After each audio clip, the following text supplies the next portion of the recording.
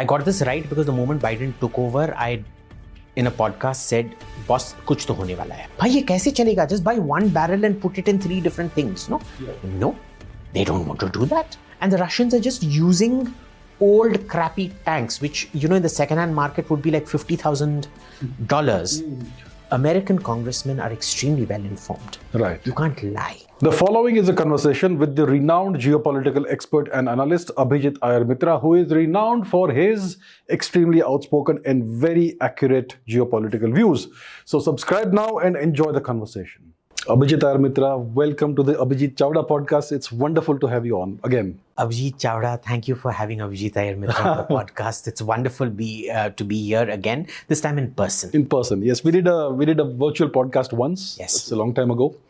So let's discuss geopolitics and other matters. Yeah, and let's start with the event that's capturing the world's attention, which is the Ukraine conflict. So what's your assessment of how the Ukraine conflict is progressing? I mean, there are lots of views out there on social media and other places. Mostly the Western media will tell you that the Russians are losing. They've been losing since day one.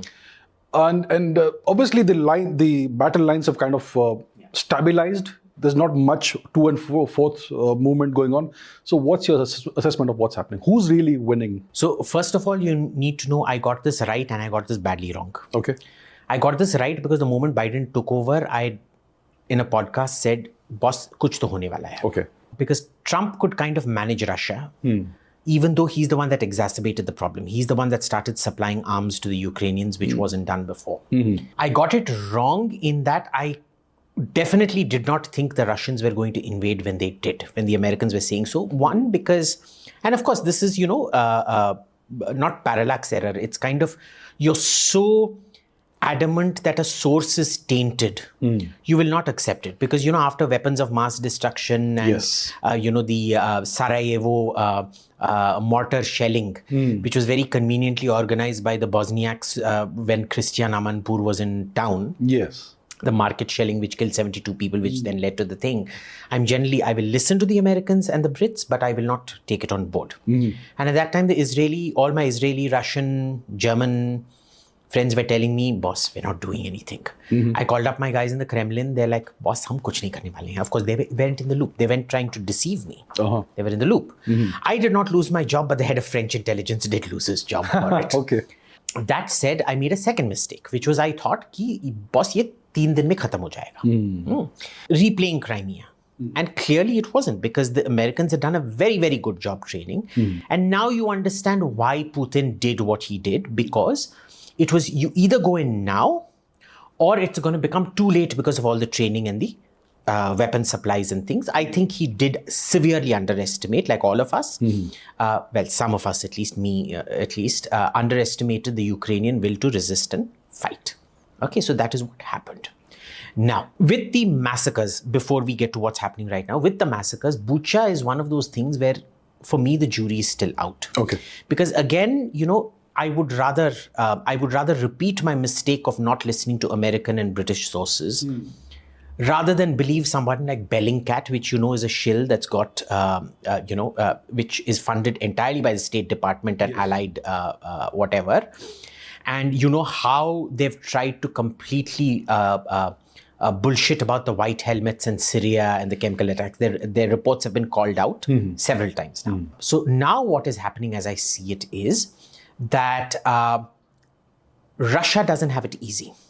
They're in deep, sorry to use the word, but shit. Deep shit, sure.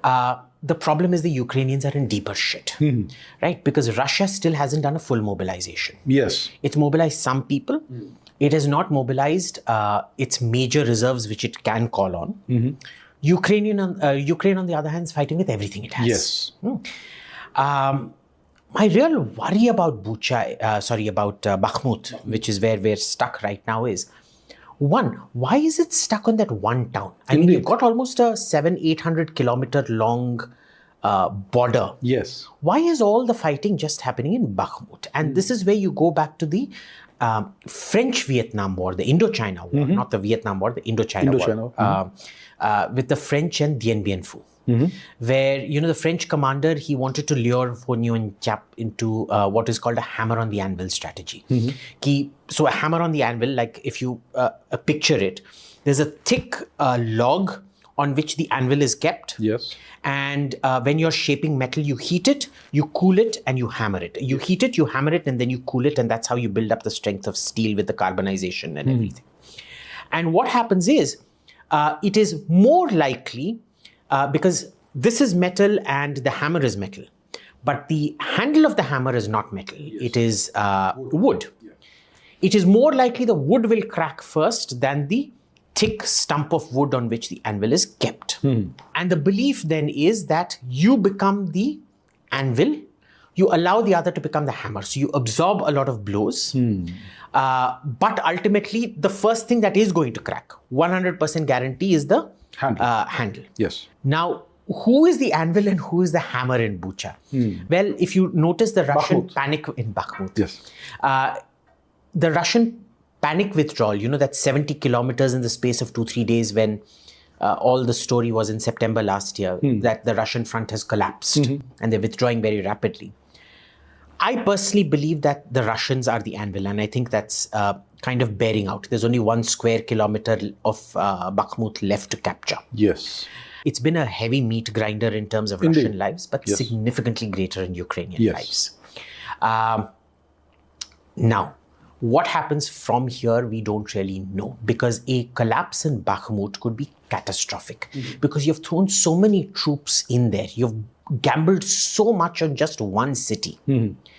Now, they keep talking about this Ukrainian counteroffensive coming. They've been announcing it for months. They've been announcing it for months. Yes. The thing is, we have access to OSINT. We lost all our direct OSINT access within a few weeks of this starting. Right. Because all the subscribers that we pay to said, Bhai, sorry, you're all being cut out. You can see whatever you want, just not Ukraine. Okay.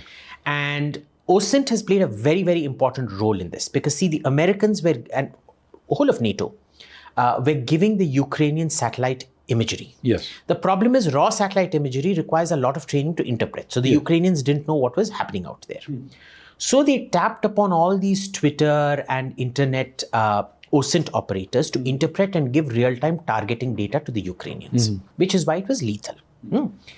It turned out sometime immediately after that September last year reversal that the Russians faced, that 70-kilometer withdrawal, the Russians had infiltrated those OSINT networks, and they were also receiving the exact same analysis that the Ukrainians were receiving. Okay.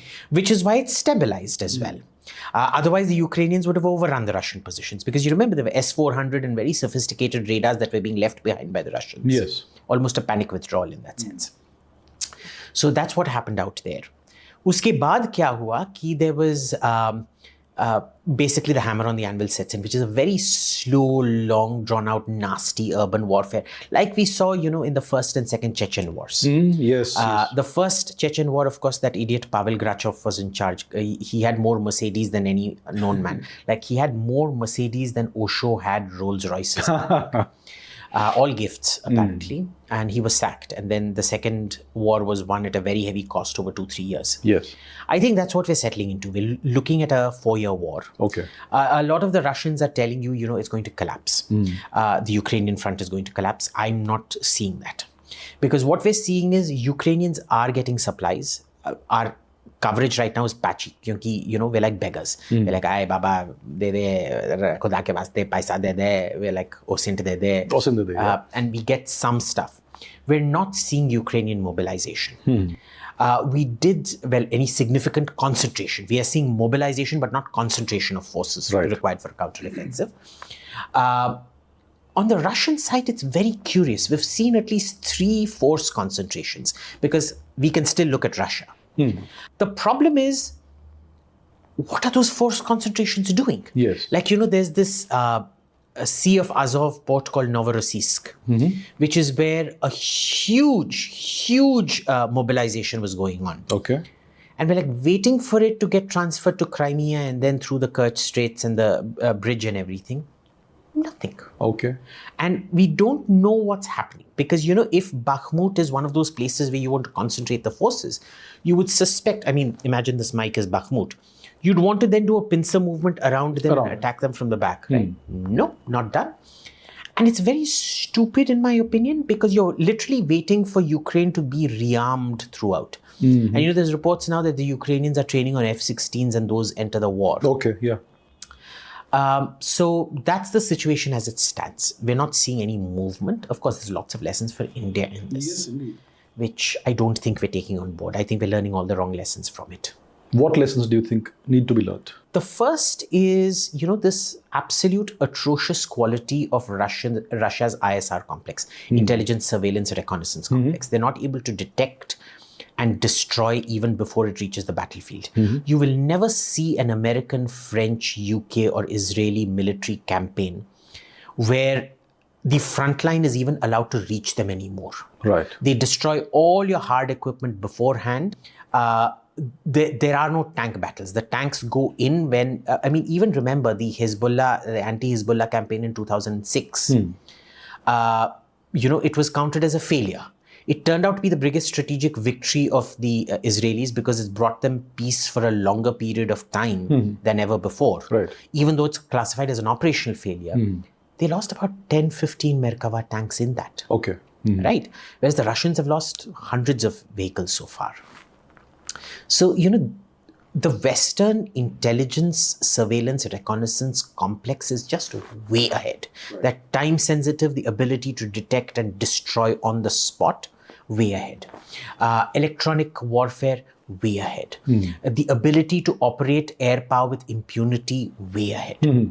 So Russian equipment may be cheaper.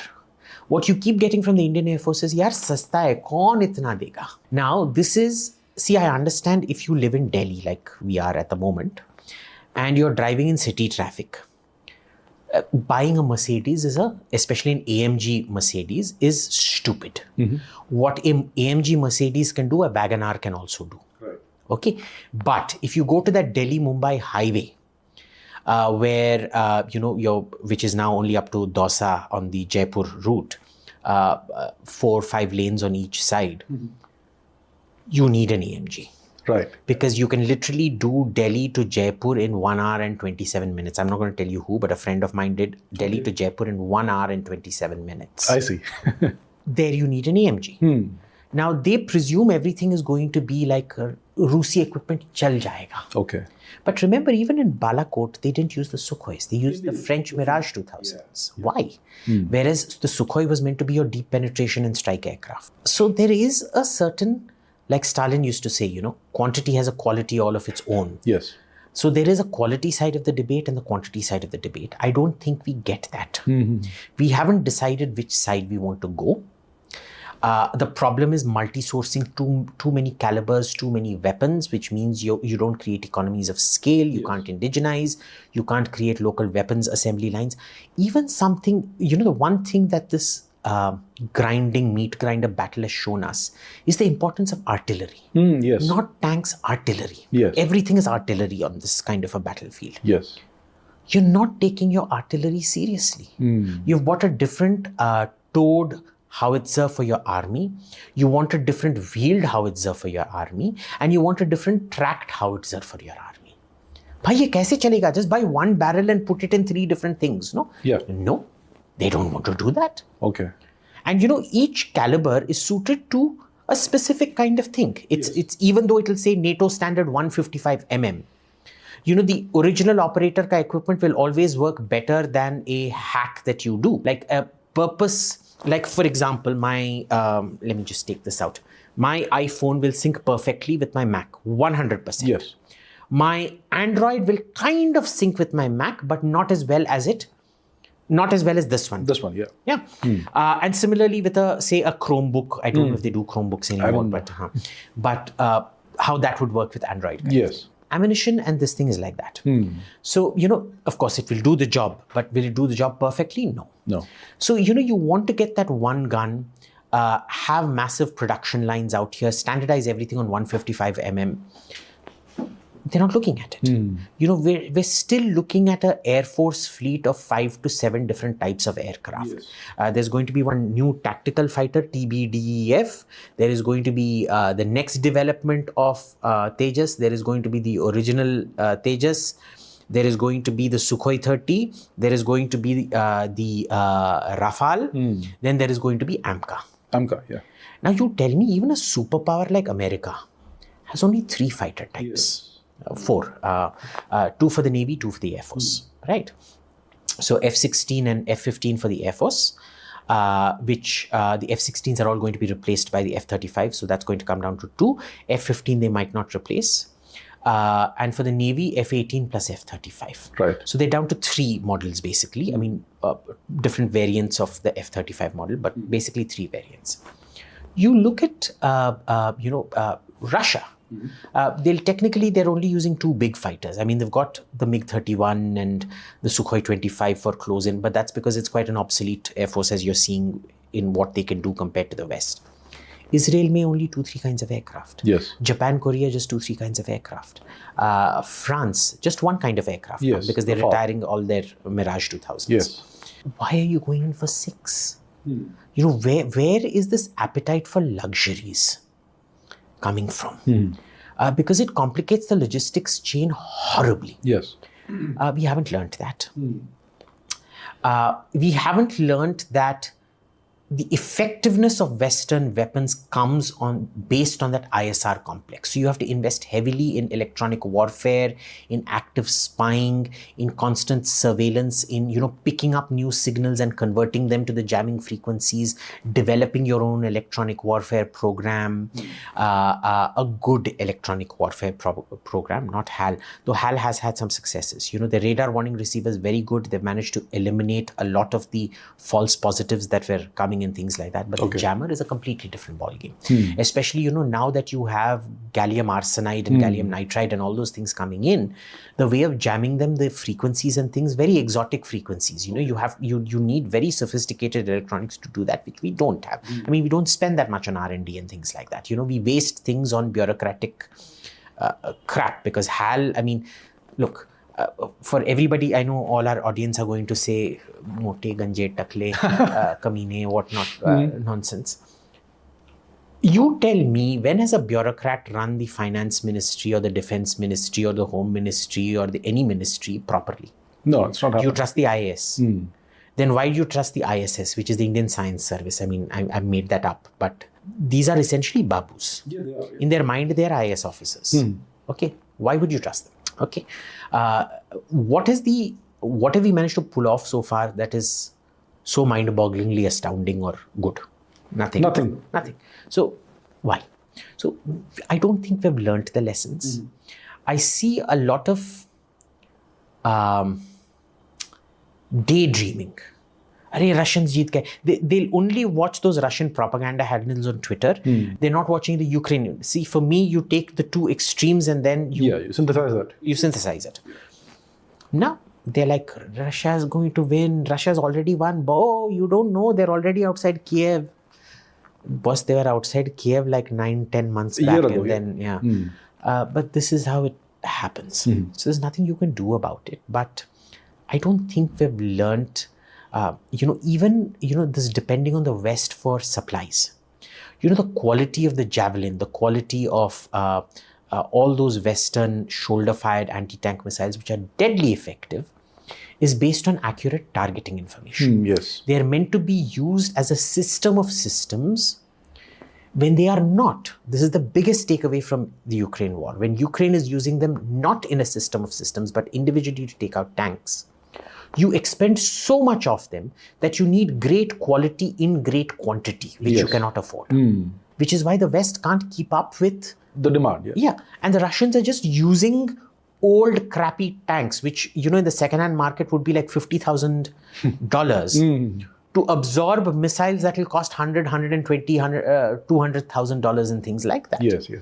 So, the economy of effort principle of war doesn't make sense. Right. So, a lot we need to learn in terms of how to balance this quantity versus quality debate, how to balance, using quality in a not system of systems, make our choice what you want to use. I mean, if you want to go to the Russian path, Are you willing to lose 30, 40,000 soldiers and fight a long war for 1-2 years? Yes, right. Are you willing to see the Chinese troops come in and do massacres like Bucha and things like that?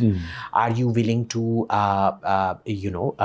give up, 25% of your territory to create those defensive lines inside and things like that? I think not. Yeah. Then do you want to move to the Western thing? Oh, we can't really trust the West. The West is out to get us. They're out to get everybody. That's right. Yeah. Okay. But how did Korea, Japan manage to get their technology from them and screw them? They're now defeating them in all kinds of international competitions and markets, right? They've definitely got a technological edge which is significantly greater than China or North Korea. Or Turkey's got a very significant export industry now. They've developed it quite well. Yes. Right? Certainly more than Greece, their arch enemy, or any of their Middle Eastern neighbors except Israel. Right. Because Israel got into the game much earlier. Much earlier, for sure. And they focused on subsystems. Turkey is focusing on platforms. The Israelis focused on subsystems. They still buy their systems and they fit their own systems into them, which act as the force multiplier, the electronic warfare, the weapons and things like that. We're not learning those lessons. I think we're drawing all the wrong lessons from it. And there's another dimension to this, which is the drones. They've been using drones a lot for swarming and overwhelming the enemy. We saw that in the Azerbaijan conflict as well. Is India focusing on drones? Has India learned that lesson? I'm not too sure. There was a particularly clueless article that came out about a week or 2 weeks back saying Ukraine shows us that drones are irrelevant. Really? I'm sitting there going, bhai, thankfully not written by an Indian, some Gora wrote. Okay. I'm going, dude, I don't know what ecstasy or MMDA pill you're on, but I sure as hell don't want that. Where is the urgency in arming drones? Where is the urgency? See, you've seen so much innovation in drone warfare. Yes. We saw the so-called footage of a Ukrainian drone taking out, a Ukrainian quadcopter drone taking out a Russian quadcopter drone. It was like two kids fighting, those paper hats and wooden swords kind of fight. Childish. But you look at the way the Ukrainians have used those quadcopter drones to precisely take a small RPG shell and drop it exactly on a tank. Yes. Pling. I know the army here, for example, when they were told that we can provide you with these drones, they said, yeah, what can we do with a 3-4 kilo warhead? Have you seen what the Ukrainians have been doing with those 3-4 kilo RPG warheads? Because remember, the top of the tank is always the least protected. Indeed, yes. So, to give a simple example to our viewers, imagine this is armor. Okay. Now, I have, without doing anything, I just tilt it. I have not increased the weight. But before, the shell had to just come in here and go through this. Just by tilting it, I have doubled the thickness. Now the shell has to travel all the way to hit me on this side, right? So things like sloping armor, the kind of sophisticated reactive armor that you're seeing, which dissipates the kinetic energy of the incoming blast and things. The top is the only unprotected part. Right. And they're using it very, very, very well. They used the Bayratkars to great effect in the beginning of the war. Yes. Till the Russians found countermeasures and screwed the Bayratkars over. I mean, have you noticed in this war, the West has been claiming so many things as wonder weapons. And Russia seems to find a counter to every one of them. It takes time. It takes a month and a half, 2 months, but some they damage. And they absorb that damage. You have to have that. So if you want that Russian method of warfare, you accept 30, 40,000 dead. You're willing to, per year, you're willing to accept 700,000-800,000 tanks or armored vehicles destroyed per year kind of thing, etc., etc. So this.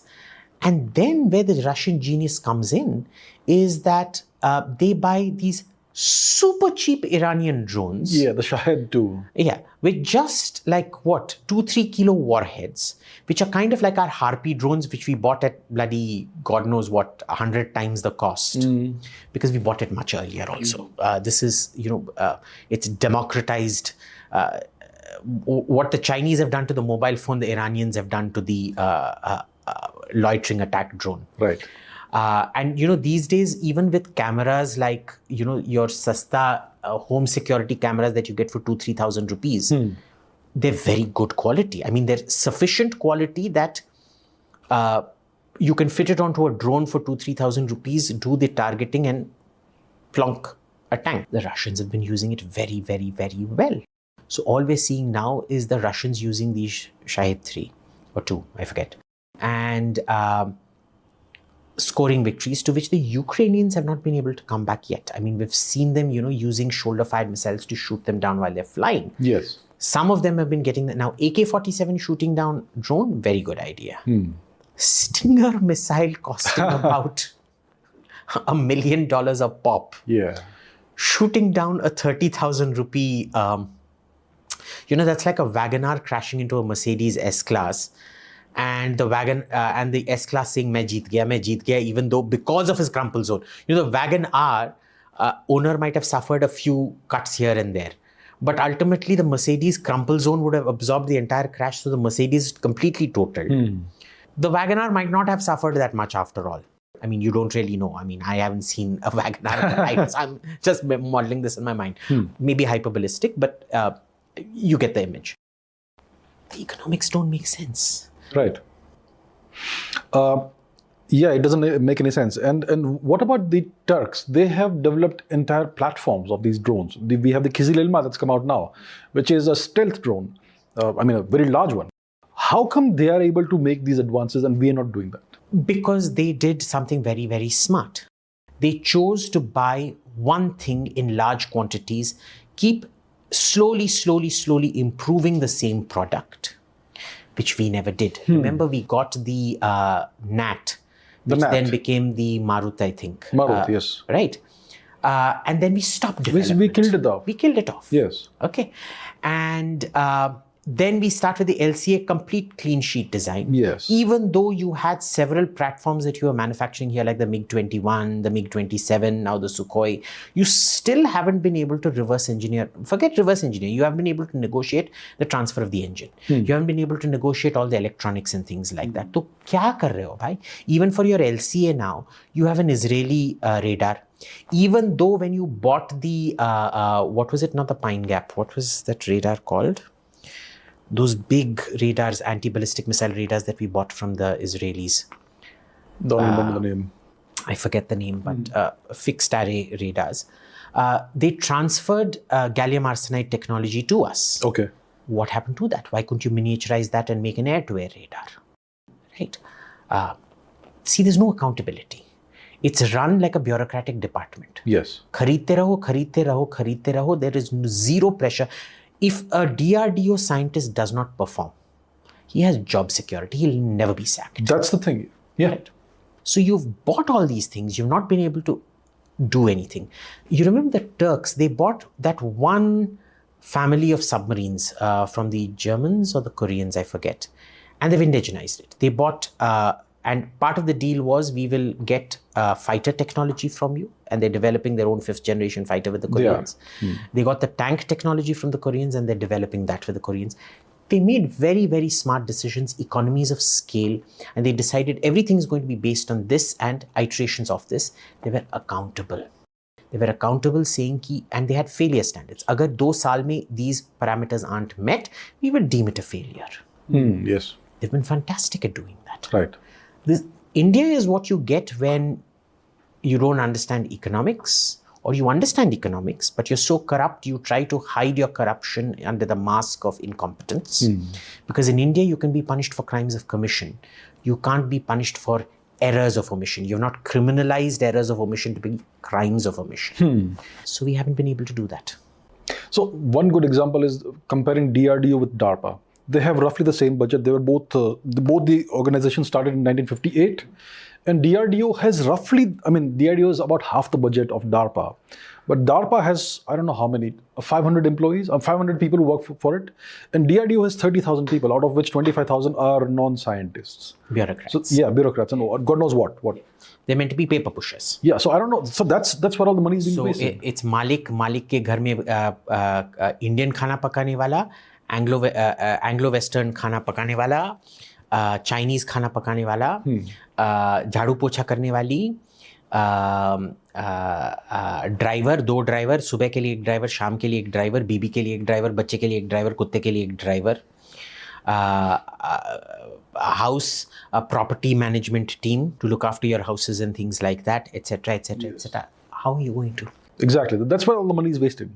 It's completely wasted. Yes. You know, your current scientific advisor to the PM, he has the unique distinction of never having delivered a single program. Okay. Unique distinction. Okay?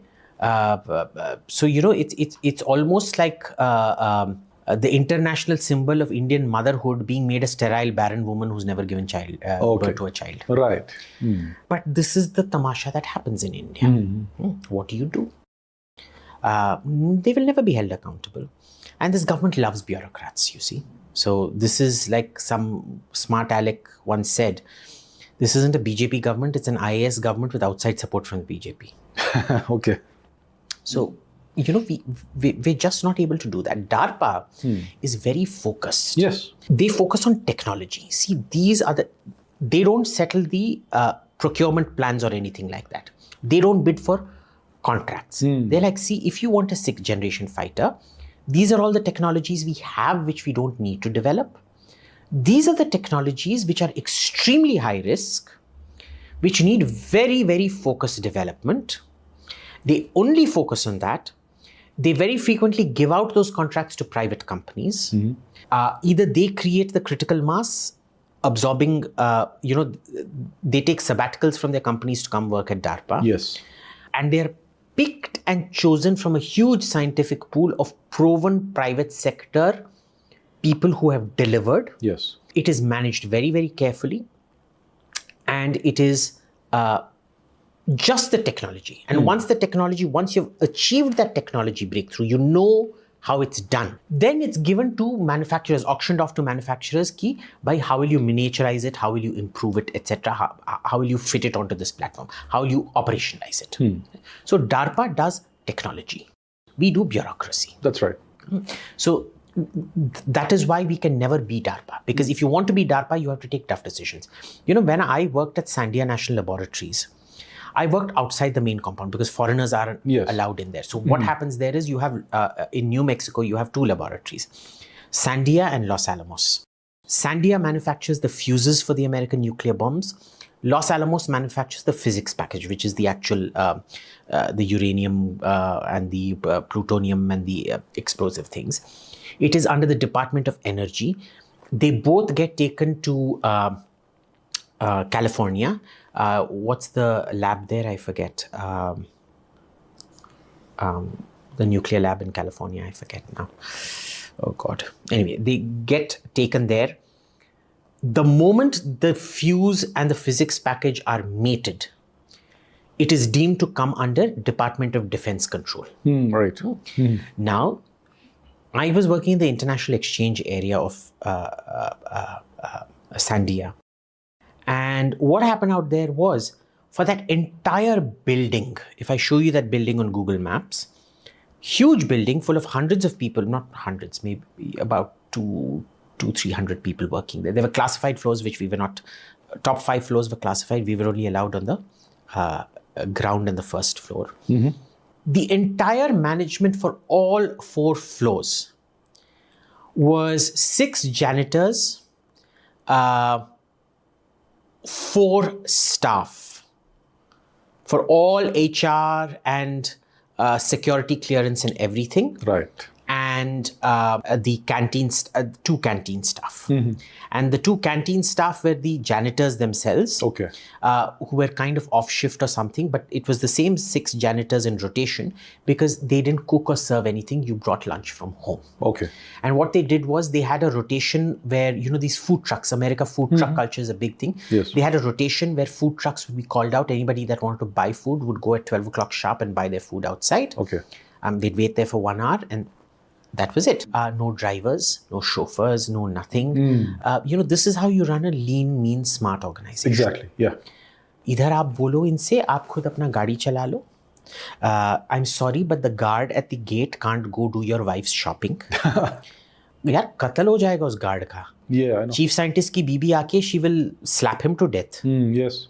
So, there is discipline out there. And it was so easy. Here you're constantly surrounded by bad work environments. They're big offices. If you go into these offices, Sarkari offices, you see they're big, but they're very badly furnished and very badly maintained. Okay. There, it's just very light IKEA type furniture. Very, very easy to maintain. The guy can come and he vacuum the whole room in like 15, 20 minutes and that's about it. You take about 1 week to set your system up and then it's all productivity. Right. Here you're constantly dealing with screeching people coming over with coffee and tea and saying, chal re, sutta marte hain, chai peete hain. Like, I think if you go to a government office, about the 8-hour work shift, at least 4 hours goes off in tea breaks and crap Sure, like that. yeah. Right? Yes. So it's just not, the work culture there is very different. It's very different. Yeah. The Chinese have been able to kind of copy the DARPA model, and they have all these programs, the 1,000 Talents program, and they have implemented lots of educational reforms. So they have done it right. But we have kind of. There are chinks in it, and I'll tell you why the chinks are there. So, the first thing is the quality of the workforce. They're much better educated than us because at $10,000 per capita, you can afford a much better primary education in one homogenized language. In one language, yes. Economies of scale. As opposed to India, which at $2,000 per capita and an abysmal education, especially a horrible primary education budget. Yes. Has to do it in 20, 30 different languages. And you're still not teaching the kid in its natural language because the formal language is very different from the informal language. Yes. Like even in Hindi, the Hindi we speak is not the kind of chaste Hindi which you will hear. There's one YouTube cooking channel I follow called Chef I forget what his name is. He will only use chaste Hindi, which is very different from the other channels. Like, with this, I literally have to call up people and say, ye kya bola isne? Or open up my Hindi dictionary. Aajkal to sab phone mein ho jata hai. Find out what the hell he's saying. So even there, this fallacy that English is a imposition or Hindi is an imposition is not true because in all regional languages, including Hindi, which is a national language, your formal language is very different from your informal language. Correct, yes. Right? So it's not fair on the child. You've not translated enough in those languages to teach the child in terms of scientific input and sociological input or anything realistically. What do? So this is one issue that we have that China has overcome very decisively. The problem in the Chinese education system is that they direct research to be focused in this area. The top leadership decides, like it is all command economies, this is what we're going to research. And so you have these 15 areas that you're going to focus on this year. Yeah, right. Very frequently what happens is that is not the way technology works. So for example, again, let's go back to my mobile phone, my favorite example. The touch that we use on here like this is quantum physics. Yes. And this is something that, Niels Bohr tried to convince Einstein of its value. And Einstein said, this is bullshit. What are we going to use it for? But today, touch technology is everything. I mean, even in a fighter, instead of doing all these sequential button pushes, you just have one big touch screen and you've reduced the sensor to shoot time to just one. Plane dekha, you click on it and you push your button and that's it. Yes. Whereas in the old system, you would have to draw your cursor or go up and line up a firing solution and then clickety-click, clackety-clack and God knows what not nonsense. You take 30, 40 seconds in that a trained pilot fighting G-forces while you're maneuvering. That's right. Here, it's just ta-ta, bus. Yeah. That's it. Microsecond, it's finished. A trained pilot, not us. So, imagine that quantum physics that Einstein considered so useless being such a game changer in this. And the problem to bureaucratically straight-jacketing science, instead of science for the sake of science, allow the science to grow. Yes. Is a very bad way of doing things. The second thing that they do is, there are two parts to technology, the how and the why. The Chinese do the how through reverse engineering. Yes. They don't understand the why. Because why requires first principles application. Yes. Which is why for me, before Tesla, they've managed to come up with self-driving cars. Now, self-driving cars work perfectly fine in an environment like China, heavily regulated with cameras and whatnot. They won't You work try it in Delhi. Yeah. You try it in Delhi, boss. 15 second में accident छोड़ो, death हो जाएगी. Yeah, true. But if you look at the high technology end, look at aircraft engines. Something as simple as that. Why does Pakistan still not want a Chinese engine for its JF-17? They still want the Russian Klimovs, the RD-88, I think now it is, no, the MiG-29 engine for their JF-17s. Today, Chinese engine, which is all metal, they've been trying to experiment with crystal blade and things like that, lasts between 80 to 120 hours. Okay. Russia was more developed at that time, so it's now between about 200-300 hours you get between 200-300s, and remember these are very high performance engines of usage before it has to be rehauled and replaced. Yeah. Guess how much an American engine lasts today? American, French, British engine. I'm sure it's orders of magnitude more. 2,000 hours. 2,000 hours. Yeah. 1,200 before A-level repairs, and then 2,000 hours before replacement. Okay. So, where is the comparison? Right. Right? The Chinese still haven't got their engine game together. Yes. Chinese submarines are still clackety-clacks under the ocean. They can still be detected. They haven't got their echoing down. There's lots of things problematic with China. They do fantastic finishes, but they don't do technology as well. And I think people tend to get influenced by Chinese phones, thinking, or the fact that it beat Tesla in a controlled Chinese city environment, and extrapolate that to the complexities of war and war technology, which is not the case. So I don't think China has got it right. China has done much better than India. But then you look at it, how do you develop? If you look at the Westosphere, what I call, which is basically Europe plus North America, plus the Asian allies, Japan, Korea, Singapore, Australia, and all those people, you're looking at a population of approximately 1.1 billion. At an average per capita income of about $43,000. How much investment in human resources goes in there? Yes. Okay. As opposed to China, which at 1.3 or 1.4 billion people, at $10,000, you're looking at 4.3 times more human investment than China. This is not a market or a education that can catch up to that quickly. Okay, it's impossible. I mean, we don't look at ways and means in this country, but when you compare those figures, China just can't catch up. And there's this horrible I think it's fantastic. The Chinese think it's horrible. Technology denial regime. The Chinese students are not allowed to take certain physics courses and chemistry courses in Western universities and things like that, which is very good.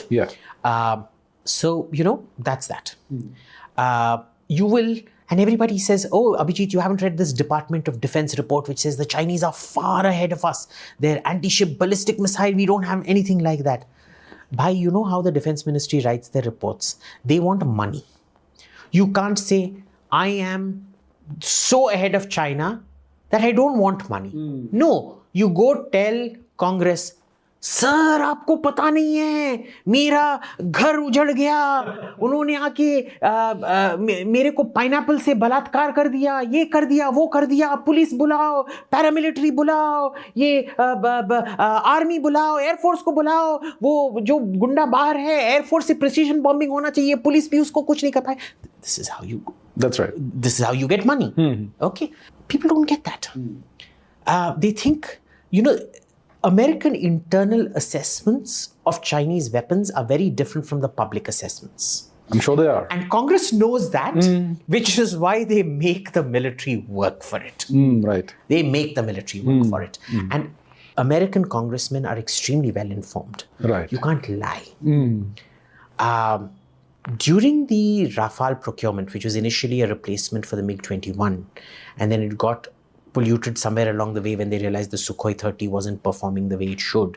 And they essentially wanted the Rafale as a Sukhoi 30 replacement without losing face for being ghonchus and buying 270 of a non-performing plane or a suboptimal plane.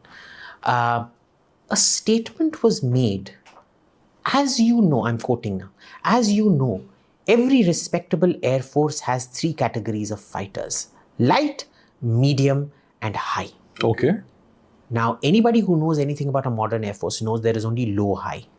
Single engine low, which is used in bulk, and double engine high, which is used in as the hammer. Yeah. Not one person in the Parliamentary Defence Committee challenged that statement. Okay. It's still on the record if you go look. Okay. So, when these porky pies are told, I'm not even sure, if they can get, and I can tell you Parliamentary Defence Committee members actually take a great deal of interest and study documents. But you can't pick up everything. It will go under the radar. A lot will go under the radar.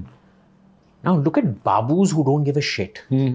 Imagine how easy it is to make budus of them. And then of course they've got their own agendas, because the Defence Production Secretary has to show orders, so he will always scuttle everything so that orders come to him. Whereas the Defence Secretary has to show good procurement and this and that, so he has different things, and it's just so convoluted and mismanaged. The amount of military bullshitting and bureaucratic bullshitting. Somewhere, they say negatives cancel each other, 2 minuses make a plus. In this case, I'm sorry, minus plus minus make a maha minus. I see. Right. What do you think of India's maritime strategy? Should we be focusing on aircraft carriers and concentrating our lethality in these giant platforms? Or should we be investing more in corvettes and missile boats and submarines especially? So I believe in the latter strategy, but this is just a preference, okay? And it's a preference based on economics, okay? So you have sea denial and sea dominance. Yes. Sea denial you can achieve through submarines, destroyers and frigates. Aajkal frigate or destroyer mein koi difference hi nahi raha. They're classified as, anywhere before it used to be 6,000 tons would be a destroyer, 3,000 tons used to be a frigate. A frigate was used for anti-submarine, a destroyer was used for anti-aircraft. A destroyer had more armor because it was meant to do aggressive roles. A frigate had less armor because it was basically meant to protect the fleet and things like that. Today, that doesn't exist. Anything can be classified as a frigate, all the way from 3,000 right up to 7-8. I know some 7,000-8,000 ton ships that are classified as frigates. Okay. But a principal surface, let's just call it a principal surface combatant and a principal subsurface combatant. Yes.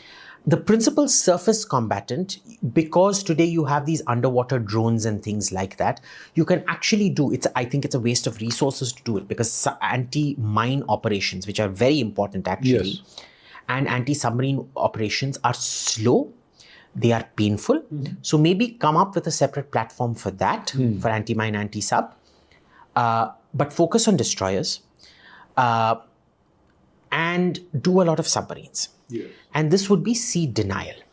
And I think this is a good strategy because you can't match up to China in terms of numbers. You can't match up to China in terms of the amount of money they can throw at a problem. Money always works with problems. You can throw money at a problem and it will go away. Yes. Like in India, अगर आप murderer हो, अभी इधर से जहाँ हम record कर रहे हैं ज़्यादा दूर नहीं है क्लैरिजेस होटल जिसके बाहर वो BMW hit and run हुआ था. Okay. And the kid got acquitted, no? You just throw money, you disappear witnesses and things like that. It's full on Mirzapur in Delhi. You can make problems disappear. You can make problems like this also disappear throwing money at it. Imagine the Liaoning class of aircraft carriers. They can easily afford about 10 of those with a full complement. Right. And then what are 2 or 3 of your aircraft carriers going to do? Yes. If you look at the aircraft carriers, they are overkill for the small powers in the littoral. They are complete underkill for the big powers in the littoral. Would you really send INS Vikramaditya or IAC-1? Would you risk it against Karachi? I don't think so. I don't think so. Would you risk it against, say, the Saudi Air Force or the Qatari Air Force? I think not. Very sophisticated planes, huge air forces. or the Emirati Air Force. Well, the Qatari Air Force is smaller, but it's still very sophisticated. But the Emirati Air Force is a fantastic Air Force, unlike the Saudi Air Force, which has lots of planes, but isn't all that great.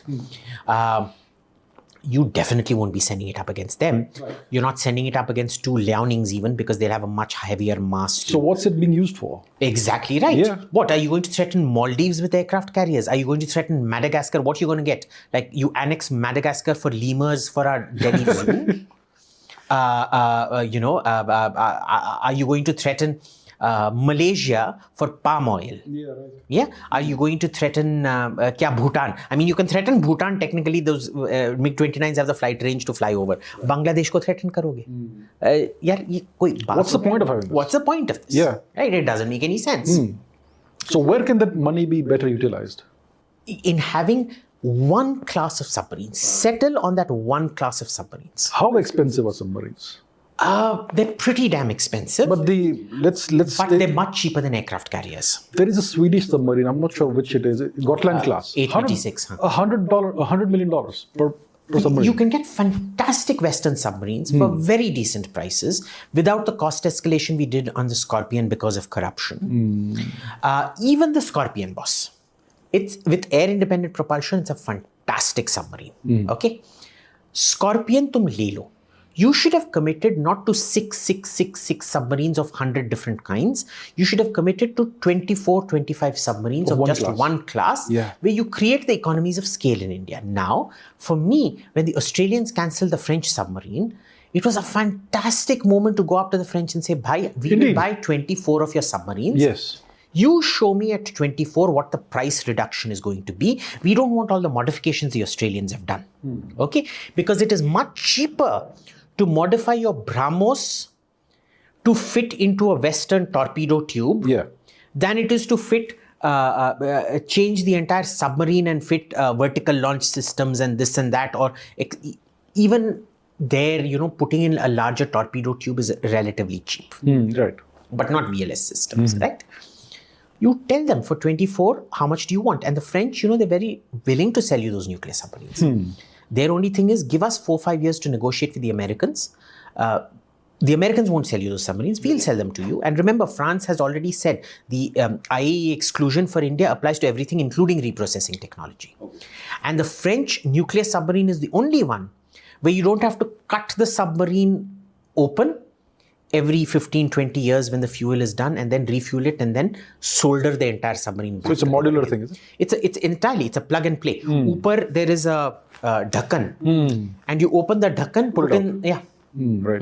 So it's a fantastic option for us, which you then use, you buy French reprocessing technology. We should have technically mated our nuclear program with the French nuclear program, bought 49, 50 or 51% of Areva, and said, this is going to be a joint program, civil reactors honge. Abhi tak hamara reactor. I want all our viewers to go back and read how often has the AEC, Atomic Energy Commission, said the indigenous reactor is going to be commissioned next year. For the last 12-15, I came back to India in 2011. Every year I see 2 articles saying it is going to be commissioned next month. It is going to be commissioned next year. 12 साल हो बीत गए देखे अभी तक commission नहीं हुआ है. Okay. It is still experimental. It's like, that song from Annie, tomorrow, it's always a day away. Hamesha chalte. Lack of accountability that we're talking about. You should have mated it. You should have bought 24. Or if the economics didn't work out, you buy 24 of the Scorpions. Buy one submarine for crying out. One class of submarine. Just one class. Yeah. Make a lot of it so that you learn it. Like, when we bought the HDW, Rajiv Gandhi actually negotiated that deal very, very well. Okay. That HDW type 1500 submarine. The kind of technology we saw coming in, the blind soldering, like you're soldering from the outside and the machine doing laser welding on the inside. We actually got a lot of technology in that because we incorporated those IKL rescue spheres, which was very complex technology. The problem was, we didn't follow through with building more of those submarines. So all the skills that we gained were lost. That's what keeps happening. Exactly. It keeps happening. So I prefer the sea denial strategy because at that point, have one training aircraft carrier. Okay, because these are skills that need to keep getting honed. Agree, yes. Okay, Vikramaditya hai. Now just keep using that over and over again. Just keep experimenting with new planes. Use it as a training platform. Keep it as a training. Remember, China got the Varyag, which is now was it the Liaoning or the Liaoning? Yeah, the Liaoning. The floating casino. Yeah. But they experimented on that for 15, 20 years before they decided to take the plunge and make That's right. An aircraft carrier. You need to keep those skills updated. Yes. So keep that in a training capacity. Train your marine pilot corps, but build up a solid sea defense, because once that is done, adding that layer of sea dominance is much easier. Yes, you need to first be defensive. Exactly. Yeah, first security defensive and denial. Yeah, so that's something that I don't see happening. They're still asking for a third aircraft carrier, perhaps. That's going to be really overkill. So, 3 se bhi, are you going to be able to attack Karachi? No, you will have to hide them when there's a war. Exactly. Yeah. You remember what happened in 1971? They had to hide it in Visakhapatnam or something. Yeah, they had to hide it in Visakhapatnam. Yes. They went on saying, oh, no, we were actually, we were gearing it up to fight the Americans. किसको झूठ बोल रहा है boss? I know several people who fought that war who telling me, boss, we did not want to take on the Americans. Okay, so but look, our boys are very brave. You tell them, boss, you're going to die, but you go put up the last hand. They'll do it. They'll do it. Yes. They'll do it. Yeah. But we're not like Pakistan to waste lives on stupid shit. Precious lives. Yeah. Exactly. We waste lots of lives by incompetence. That's a different. That's matter, a different thing. But not deliberately, not on foolish things. So, this is my personal feeling based on economics that I don't think we're following the right path. We're not. I agree. And this new submarine thing where they want VLS. Why? They want the submarine modified so that they can put VLS BrahMos. Bhai, tu BrahMos ka size kam kar dena. It's a much cheaper cheaper program. It's much easier. You can get the submarines right now. Everybody, you remember that infantry combat vehicle program? They've issued RFP after RFP after RFP. Everybody keeps pulling out of those RFPs. Why? Because they say, bhai, tere ko infantry fighting vehicle chahiye ya main battle tank chahiye. And basically the only requirement you don't require, it seems, is that it can swim in the water at 40 knots like a speedboat and fly in the air like a helicopter. Right. Everything else. They've basically decided, like, if you're given a choice, किसी भी आज के film actress से शादी कर लो. आज की film actress कौन है? They all look the same. आज की फिल्म एक्ट्रेसेस कौन है? करीना कपूर. हाँ, ठीक है. Kareena Kapoor. Then Deepika Padukone. Deepika Padukone. Then somebody else, one third person, I don't know where. Okay, let's call them actress A, B, C, D, E. Okay, 5. Yeah. ये 5 actresses हैं. मेरे को ना इन 5 में से कोई नहीं चाहिए. आप ना A का नोज लीजिए, उस पे ये B का आंख डालिए और उस पे वो C का बाल डालिए और जो इसके गोरे गोरे गाल हैं D के उस पे डाल दीजिए और जो स्लेंडर नेफ्रिटिटी की तरह गला है E का वो डाल दीजिए. Right. अब ये सब मानेंगे कि उनका नोज कट हो जाए, उनका आंख निकाल दिया जाए, उनके गाल जाके कोई फ्रैंकेनस्टाइन मॉन्स्टर की तरह कोई फ्रैंकेनस्टाइन मॉन्स्टर बनाओगे. So who comes up with these requirements? Is it the army? Is it the bureaucrats? It's the military. The military. The military comes up with this bullshit. Okay. The manufacturers just don't want it because see, that product is everything is connected to everything else working as one organic body. Yes. It's not going to work. I mean, you take, again, to use such a useful thing. You tell me, what phone do you have? I have a Samsung somewhere. आपका phone दीजिए एक second. Now, अरे भाई ये भी Apple है. पर चलो, मेरा थोड़ा छोटा है ना? नहीं, हाँ, वही है. आपका केस थोड़ा बड़ा है. हाँ, ठीक है. Thank you. ठीक है. Now, if I say, भाई इसका मेरे को स्क्रीन अच्छा नहीं लगा, मैं इसमें से स्क्रीन निकाल के इस पे डालूंगा. Tell me, is it even worth the time and the effort? Total waste of time. Android won't agree to it. Apple won't agree to it. Yes. If you decide that is what you want to do, in all likelihood, if you went and told your parents that, they'd try to find you a rehabilitation home for drugs or a lunatic asylum to check you into. Because the dukan wala is not invested in you, he'll say, chal phut yahan se. Yeah. Okay? This is what they want to do. They don't get it. They're like, they make this best of everything, list banate hain aur list ko combine karke, ye hamara requirement hai. Okay. See, there's a very simple way to overcome it, which no bureaucrat wants. Well, the bureaucrats aren't educated enough, as we've seen with the TCS that's been employed today, 20% TCS on foreign these things. By your bureaucrats don't understand economics, do you think they're going to understand technology? So they don't know how to frame this. Politicians, the less said, the better. But one simple way is effects-based. You tell each manufacturer, bhai, dekh, these are the formations we expect. You come up with a plan to take it out. And you tell me how much of your product I need, how I need it, what your intelligence assessments of this are, what its strengths and SWOT analysis, and what is your plan to overcome them. That makes sense, yeah. It makes a lot of sense. Each manufacturer will tell you, and you then buy from that manufacturer and mass produce. Yes. Ye nahi. I will take the gun from here, the turret from here, the tracks from here, the exhaust from here, the engine from there. Chalo. Right. How do you see the India-Russia relationship? Is Russia a trustworthy partner? I mean, they've been doing these druzhba exercises with Pakistan. They've been supplying stuff to Pakistan. They stopped after 21. But how do you see this relationship going long term, India-Russia? So, for a very, very long time, the embassy in Delhi has been saying, boss, let's focus on RIC.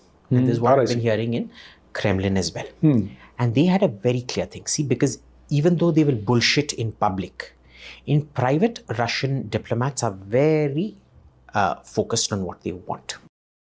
And their thing was, boss, we may have been the superpower, but we're not the superpower anymore. We can't contain China. So let's bandwagon. Individually, we won't be able to resist China, but if both of us pretend to be China's friends and China's allies, together, India plus Russia can kind of keep China, at least we can direct China elsewhere and not focus China towards us. That's a good ploy. It's a good ploy. It's a fantastic ploy. India's foreign policy goal has been theoretically very clear since Nehru's time. It's a disaster in execution. Okay. Because it's not even sunk down to everybody within the IFS itself, which is that India being a land-centric power, we will not tolerate any grouping or coalition or alliance too big in Asia. Basically, that translates to China and Russia cannot be allowed to come together ever. But are we in a position to stop that from happening? No matter what the cost. And usually it involves an anatomical position called as fellatio. Okay. Kids don't Google that. Adults can Google that. We will play off one against the other. Okay. Nehru actually, in the early part, till Krishna Menon got involved in this and destroyed a lot of shit, did it very, very well. He created the Bandung Conference because his whole thing was he'd go to Mao Zedong and say, "Arey Mao, you are such a great revolutionary leader, sir. Look at that bloody Ukrainian country bumpkin Khrushchev. He's not even worthy of being the dirt under your shoes. वो तो आपके पैर की जूती है जूती. Yeah. You are a great Asian power, sir. I am going to create this conference which will showcase you as the leader of Asia." Then he'd go to Khrushchev and say, "Sir, see, China, you should treat them like a little brother. You are the great world power, sir. We will give you whatever you want, sir. Hindi, Rusi, bhai, sir." He did it decently. Okay. The problem seems to be, at some level his hatred of America also clouded his judgment. American capitalism. This whole anti-colonial posturing, his own bad economics and the need to go beg from them all the time, from the West and from Russia. And a lot of damage was done by Krishna Menon. Pointlessly just pissing off people when you didn't need to piss off people. So when the Hungarian invasion happened, when the crushing of the Budapest thing happened, he was given instructions by Nehru to vote against the USSR at the UN. Okay. He disobeyed that and he voted for the USSR without consequences. Well. Without consequences. Okay. And Nehru never brought accountability to his paltu kutte. So this became a problem. Again, what you're seeing is you have a lot of foreign ministers who love their own voices. True, it's not like Krishna Menon where it's acerbic, but where is the action on the ground? You have a pathetically small foreign service. Yes, true. And your foreign service is your primary source of intelligence collection. You need a foreign service about 3,000-4,000 people at least. At least, yes. We have a smaller foreign service than Singapore. Correct. And it's become smaller. Okay. Yeah, it's become smaller. I see. The primary diplomats are now down to 600 and something. It used to be 720, now we're down to 600 and something. Oh, wow, okay. Yeah. And even those diplomats spend their time, they think of a foreign posting largely as some kind of reward. Okay. Kaam karna, ye karna, like, when I was at the IAEA, this was when, it became very clear to everybody in Europe, but nobody in India. I was reading newspaper reports in India at that time when the NSG membership was the failed NSG membership. Yes. I landed up, I was in Warsaw for a summit. NATO summit chal raha tha, so I was there on the sidelines of that. And on the way, I just decided to stop in Vienna because I love Vienna on route to Rome. And I got taken around because a former student of mine was working at the IAEA. And I heard all this stuff, which I was like, how have I not heard this in Delhi? We were not going to get NSG membership. And the folks who were opposing it told us very, very clearly why we were not getting NSG membership, none of which was conveyed out here. And it wasn't China. It was people like Austria, Ireland, and Mexico. Right. Because their thing was, when we gave you the nuclear deal, you promised us there would be a full bifurcation of your reactors. There would be military reactors and there would be civilian reactors. Okay. You still have not bifurcated. How the hell are we going to give you next when you haven't delivered on your first promises? Okay. And they weren't willing to trust China because what China told them was, see, in the India exemption, the 2008 IAEA exemption, they said, tum aage lado, hum tumhare piche hain. Aap aage badho, hum tumhare saath hain, or whatever, that slogan. And the moment those three caved, because America did aggressive, I met the then Austrian foreign minister for 2008. Her name is Ursula Plasnik, I think. I was having breakfast with her and she gave me something really interesting. Apparently, Condoleezza Rice, she was trying to avoid Condoleezza Rice because she intended to vote against India. Okay. 2 Secret Service guys came and literally cornered her to the wall. They did not lay a hand on her, but they effectively imprisoned her, called Condi Rice. Condi Rice came and read her the Riot Act. I see. You will vote for India. Okay. And at that point, once the conversation has been had, you can't do anything about it. So America strong-armed Ireland, Mexico, and Austria to vote for India for that IAEA exemption. That was the 1, 2, 3 deal. It all happened simultaneously at the same time. Here, the Americans weren't willing to do that because even the contracts for American reactors which were meant to go through never went through. They still haven't gone through. Yes. And what ended up happening was that this time the Austrians, Irish and this one decided, bhai, jab hum gir gaye, tum China kahan the?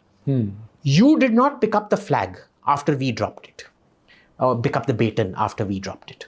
So this time you will be in front, we will be rear guard. And you can't do this with China, what Condi Rice. And this time, anyway, the Americans under Obama weren't willing to do what Condi Rice was and George Bush were willing to do for India. So I found that fascinating because you don't think that kind of thuggery will be used at that level. And she's a fantastic lady. Like, she's got this reputation of being anti-India in India. She's not. She's like, she had very, very valid concerns. Okay. And her concerns had more to do with Pakistan. Because her thing was, once we let you in, do I trust you? Yes. Do I trust Pakistan? No. If I let you in, how do I prevent China from letting Pakistan in? Right. The solution to that was found. And then she was like, boss, you haven't delivered on your promises. How do I let you go through? I have to make it so expensive for you that India is able to absorb the cost, but Pakistan is not able to absorb that cost. Right. Which is very smart. I mean, she's not being anti-India. She is imposing the maximum pain on you so that you will not die. But she wants that pain for Pakistan to be so great that Pakistan will die. She's asking you for help in keeping Pakistan out. I mean, it's not an unreasonable request. Now, when you promise people contracts and don't give them contracts, and you refuse to understand what the Austrians, the Irish, and the Mexicans and others are saying, the Swiss also apparently, that evening, the Swiss president was in India, gave a statement which the Indian press are so trashy. They knew what the statement was because the Indian press can't afford in foreign trips. They can't afford foreign trips, so they live off handouts from the MEA. They reported the MEA's version of the statement, which was complete fabrication and misrepresentation. And the Swiss were furious. It wasn't the Swiss who had come. It was the president who had gone to Switzerland. The president or somebody had gone to Switzerland, and the thing was issued out there. The briefing was given, and the MEA completely gave a wrong statement. They were furious about it. There were a lot of people who were furious about that. And you piss off people. You actively piss off people by misrepresenting what they've said. You misrepresent what the Austrians say and pretend that they're Nazis and whatnot out here. People aren't inclined to do you favors when you screw them over like that. True. There is an element of honor involved in it. The Chutia who is manipulating that is still in the foreign service. Right? Okay. There are no consequences for him. Even though he screwed us over very, very badly on the NSG thing, no consequences for him. What do you do? So this is how things work out or don't work out in this case. So what's been the deal with the nuclear deal we have with the US, the 1 to 3 deal? Did anything come out of it? I mean, we haven't given any contracts to Westinghouse or whatever. No. I mean, I believe we should have given them at least mercy contracts, 4 or 5 contracts each. Did we benefit? Did we gain anything from this? From the Americans, no, because they have a very strict interpretation of reprocessing technology. So it would have been reprocessing would have to be done back in America, but they would agree to fuel supply. And ultimately, the more trust grows, the more they'll do wink, wink, nudge, nudge. And for the Americans, it's all about trust. You build up trust with us, the more and more and more we get to trust you, the more and more and more technology we sell you. Okay. India views that as a relationship between a cocaine addict and the cocaine supplier. It's not wrong, but I think it is kind of misguided. The French, on the other hand, are extremely reliable. They were offering you everything. Why didn't you go there? Right. I mean, you've just shot yourself in the foot. What was that all for? All the diplomatic capital we built up, lost as a country that overpromises and never delivers, and then asks for the next thing after not delivering on your promises. See, India's diplomatic reputation, and this is one of the reasons that Putin also went kind of cold on India, is because every time apparently he met Manmohan Singh, he was promised a lot of things which never got delivered. Okay. Now, the problem with Putin was because the caliber of Soviet diplomats is not the same as the caliber of Russian diplomats. It's gone down considerably. Okay. He thought he was being lied to. He thought he was being taken for a ride. Whereas in India, anybody knows that there is no ill intent in any of this. Tumko dikhana hai. Even if you're bankrupt, you will bankrupt yourself on your daughter's wedding, but nobody should know you're a bhikari kangal. Right. So, Indian government would go there and say, "Arey Putin, you only want, why 100 aircraft? We will buy 100,000 aircraft from you, and put gold inside it. All the buttons should be diamond buttons and ruby, why glass cockpit? We should have ruby cockpits. And, the exhaust on the bum should be platinum. And then, when the contract is signed, 20. Lowest specification. Right. But this is how things happen in India. I mean, we all know this is the Indian way of doing things. Yes. हम अपना क्या ढिंडोरा पीटते हैं and then फुद्दू. So anyway, now because of circumstances, he started reorienting towards India. But again, this was China's thing, because we were talking about RIC in this context. Yes. China's thing was very clear. They don't believe in allies, even temporary allies. They believe in instability all around. And what they do is they find these free radicals. Basically, high risk accepting states, what the West would call rogue states, Right. to destabilize every target. So when they see India, they've got a Pakistan. When they see Japan and Korea, they've got a North Korea. Yes. When they see Europe, they now have a Russia. They love doing this. Because then you get bogged down in tactical, and you can't think strategically anymore. Because, when you have cancer and when you have hemorrhoids at the same time, you will focus on the hemorrhoids. You'll be like, kal chemotherapy jana hai, let me focus today on my ointment or whatever medication for the hemorrhoids that I have. So, it's one of those things where they trap you in it. Now, two cultures that are kind of compatible. I mean, the Russian view isn't so different from the Indian view. The problem is the Russians underestimate the depth of problems between India and China. Okay.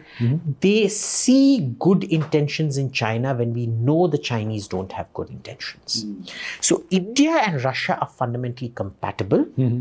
But Russia is very naive about China. Really? Naive? Naive. I use that word advisedly. Naive about China. Because if we can solve our boundary disputes with China, Indeed, why can't you? But boss, you're a spent force. You may have a huge nuclear thing, but you're not a demographic threat to them. You're not really an economic threat to them anymore.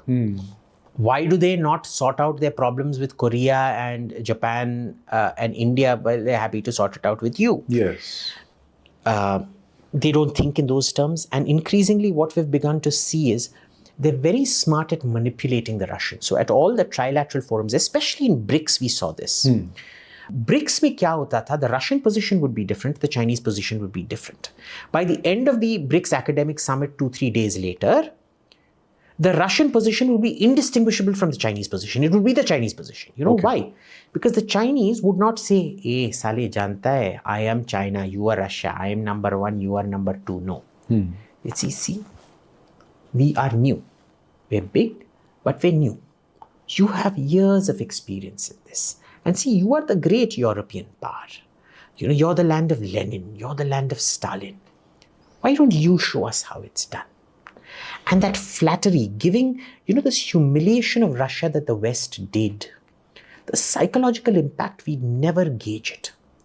China has never humiliated Russia that way. True. It could have. It chose not to. Because it played it very, very, very, very, very, very carefully. And so they massage the Russian ego and see to it. Their way of dealing with Pakistan is very different from their way of dealing with Russia. They don't dare deal with Burma, even though Burma is nowhere near as strong as Pakistan. They don't dare deal with Burma the way they treat Pakistani generals.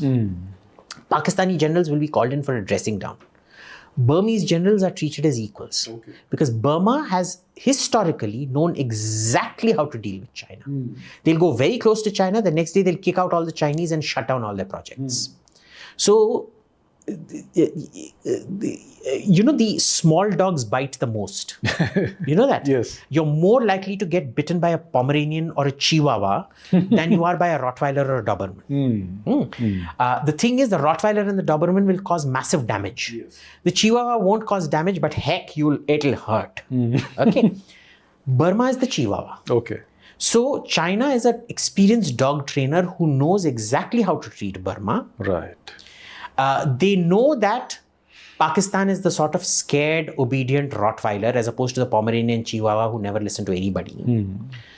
And they know Russia is the sort of abused Rottweiler which can be very temperamental and unpredictable. Okay. So they deal with each country very differently, but that end goal is always the same. Now, how do the three of us come together?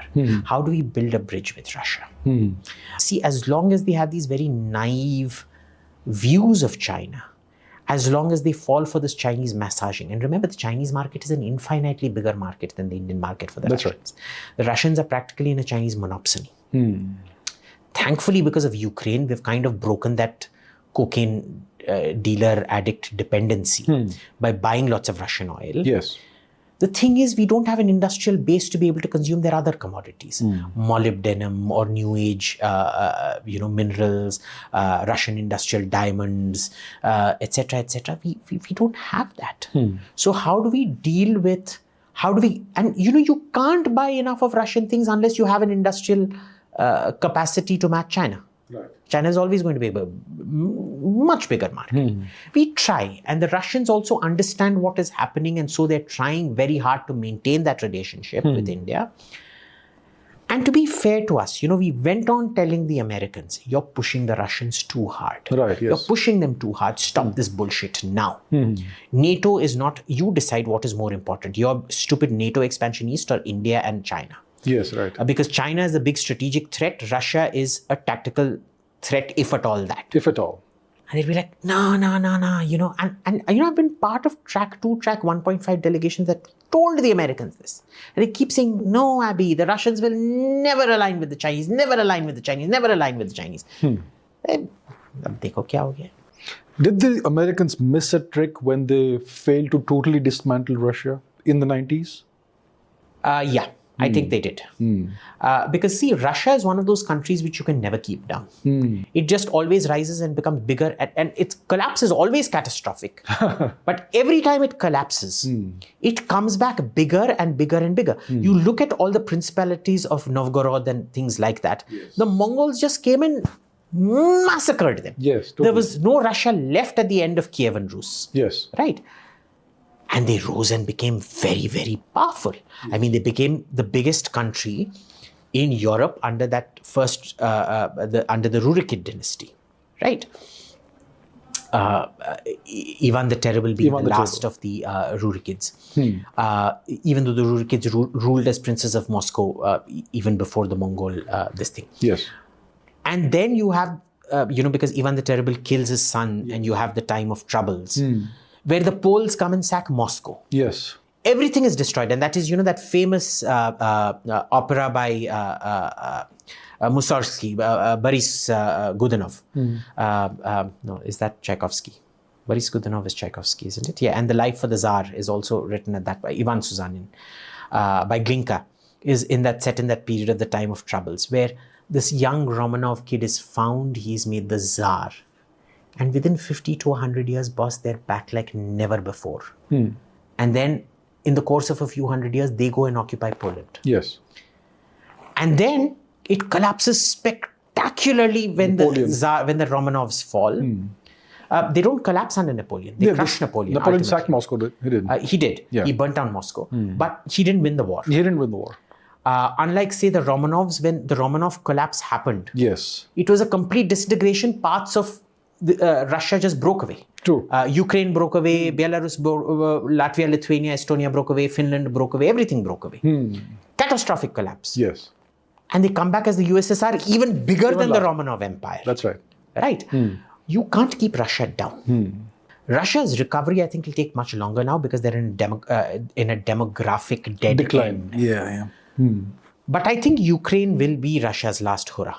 Well, I won't say last hurrah, but I'll say last hurrah for a while. For a while. Do you think the future of Russia is Islamic? No, absolutely not. I think they're very, very clear about their European Christian identity. I think they have to get over this inferiority complex that they have, because the Europeans don't treat them as Europeans. True, yeah. They see them as half Mongol. I mean, if you looked at Boris Yeltsin, I mean, even Putin. He definitely had Mongol blood in Even him. Putin. Yeah. But remember, the Romanovs had Mongol blood in them. Through, I think it was Empress Anna or somebody, where one of the Tatar families got married in. And the latest dissident to be sentenced to life in prison, what's his name? Alexei Karamurza. Okay. Kara is black in Turkish. Kara. Mirza is prince in Farsi. Black Prince. A Turkic family that got Christianized and whatever. There is massive miscegenation in Russia. They say if you scratch a Russian, you'll find a Tatar inside. Basically. I mean, they love their racial purity, but no, they're not. So it's Viking meets Tatar meets Mongol meets Kalmuk or what have you. Lenin. I mean, you look at the USSR. Which of the leaders of the USSR was a Russian? Lenin wasn't. He was a Chuvash. Which is a micro minority, I guess. Siberian Eskimo minority? Inuitish minority. The first Eskimo leader of the world, I guess. So he was Chuvash. Stalin was Georgian. Khrushchev was Ukrainian. Brezhnev was Russian. So he would have been... Yeah. Gorbachev was Georgian, wasn't he? No, Gorbachev was also Russian. Okay. Andropov was also Russian. So, and Brezhnev was the first Russian to rule Russia in 200-300 years. Because remember, the house of Romanov, the cadet branch, what we call the Romanovs are actually the house of Gottrop.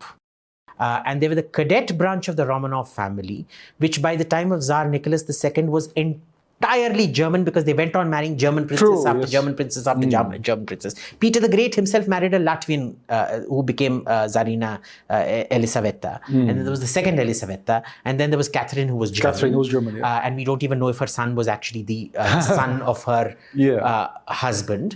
And he had a huge complex because of that, of course. And then his son who killed him, Alexander, had huge complexes for killing his father. And then, so Napoleon's invasion kind of... turned him into a saint, because he comes out on the balcony in St. Petersburg and swears that famous oath on he will liberate every ounce of Holy Mother Russia, kind of this thing. But it's such a miscegenated society. Yes. It's the Russians haven't had a Russian ruler in a very long time. So the Europeans look down on them. Yes. You even look at the language being used now.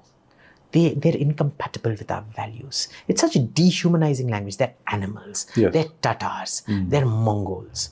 They're barbarian. I mean, you see it on Twitter. You see government handles of Eastern European countries tweeting that kind of bullshit. You've seen the kind of racist shit we have seen from the official handle of Ukraine about the Russians. So, they have that. But they're too white to be Asian as well. True. So, and they're too Christian to be Asian. Yes. So we can't see them as one of us. Yeah, we can't.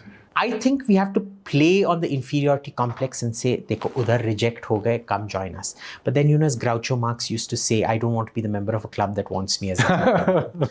So if we start looking down on the Russians, maybe they'll want to become part of our club. But for that, we need to have much higher living standards. Right. That's about Russia. How do you see the diplomacy, the foreign policy that India employs today, the Modi-Jaishankar foreign policy? What are your views on that? A lot of externalities, very little to do with us. But let me tell you what were the good things that happened before Jaishankar. We had a huge backlog of unfulfilled state visits. Now, out of the 160 odd UN members, 40 countries comprise the OECD, 40 odd. The Organization of Economically Developed, I'm calling it the organization, but they're all the first world countries, okay? And for them, state visits aren't that important because, they're more focused on outcomes. They're first world countries, they're focused on outcomes, they're not focused on tamasha and drama. But for the remaining 120 countries, which are governance deficit states, state visits, मैंने अपना vice president भेजा, तुमने अपना deputy vice president भेजा, तुम्हारे पे लानत है attitude.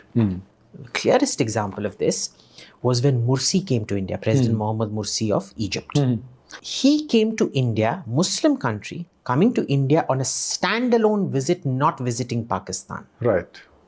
They expected when, after Mursi had been removed and the new canal, what was the canal? The Suez Canal, the new branch of it was being opened. They expected a similar standalone visit. We sent the vice president to the opening of the canal. And this was very, very important for, who's the current guy? Sisi. Abdullah Fattah al-Sisi. It was very important for Sisi because, remember, he was under sanctions at that time because he had taken over.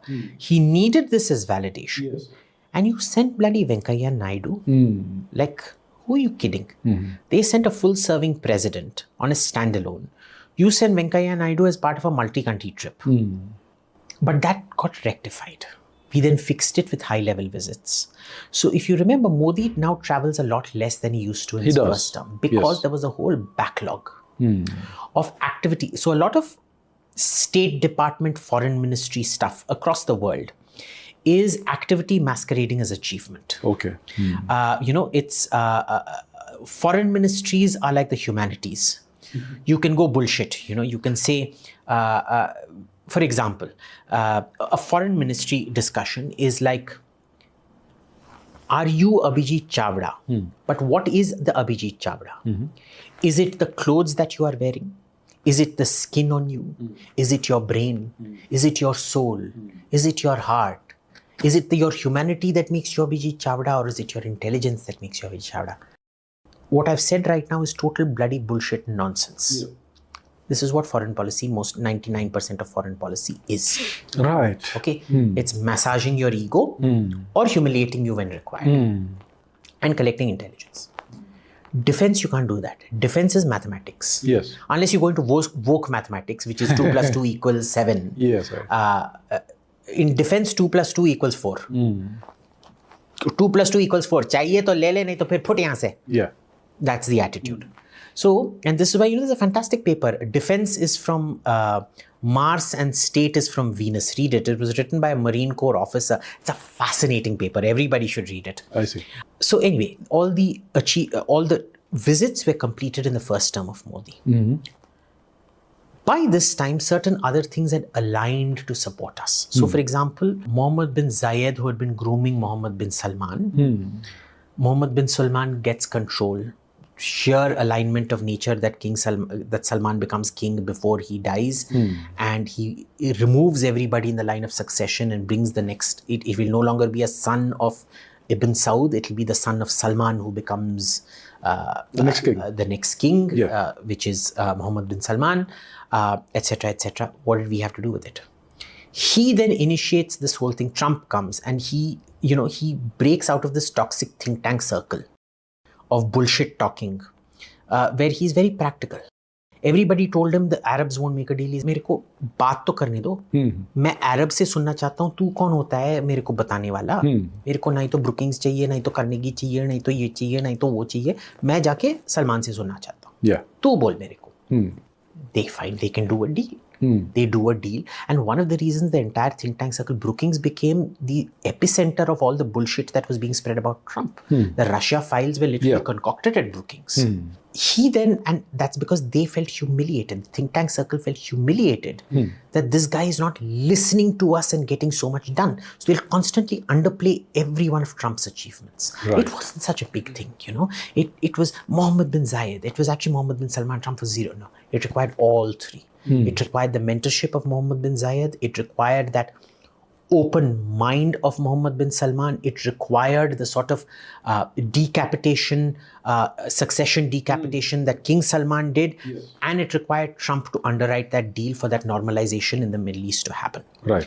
And it required Trump to alienate Iran in order to we're fighting too much amongst each other, so we make that pillar the enemy and then we can all unite. Right. It required all of that to happen. अब इसमें हमारा क्या contribution है boss? We just continued policy as it was. The real changes in Indian policy will come when you expand the foreign service and improve the career training. Right now, through career training is non-existent. The accountability, deliverables and tangibles is non-existent. I know ambassadors abroad who have called eminent journalist friends of mine for lunch at McDonald's. Okay. तुम ambassador हो, कुछ तो औकात में रहो कि एक senior journalist या think tanker or a vice president of a firm, You're asking them out to lunch at McDonald's. Like, really?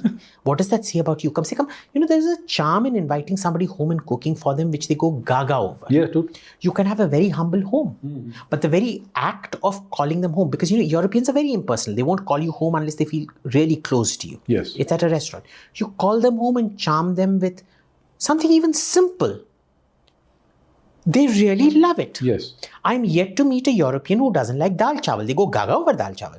Who doesn't? I mean, apparently it's known to be an aphrodisiac. It has two compounds. The rice and the dal have two compounds, which are perfectly complementary, which make it addictive. Okay. So it's one of those things. Do it. But they're not taught social graces. See, at one point of time, the syllabus was made for Maharaja's sons joining the IFS, which they used to. Okay. So you didn't need to teach them English. You didn't need them how to hold your fork. You didn't need to teach them when to play up your Indianness and eat with your hands and charm them, and for them not to think of you as a barbarian.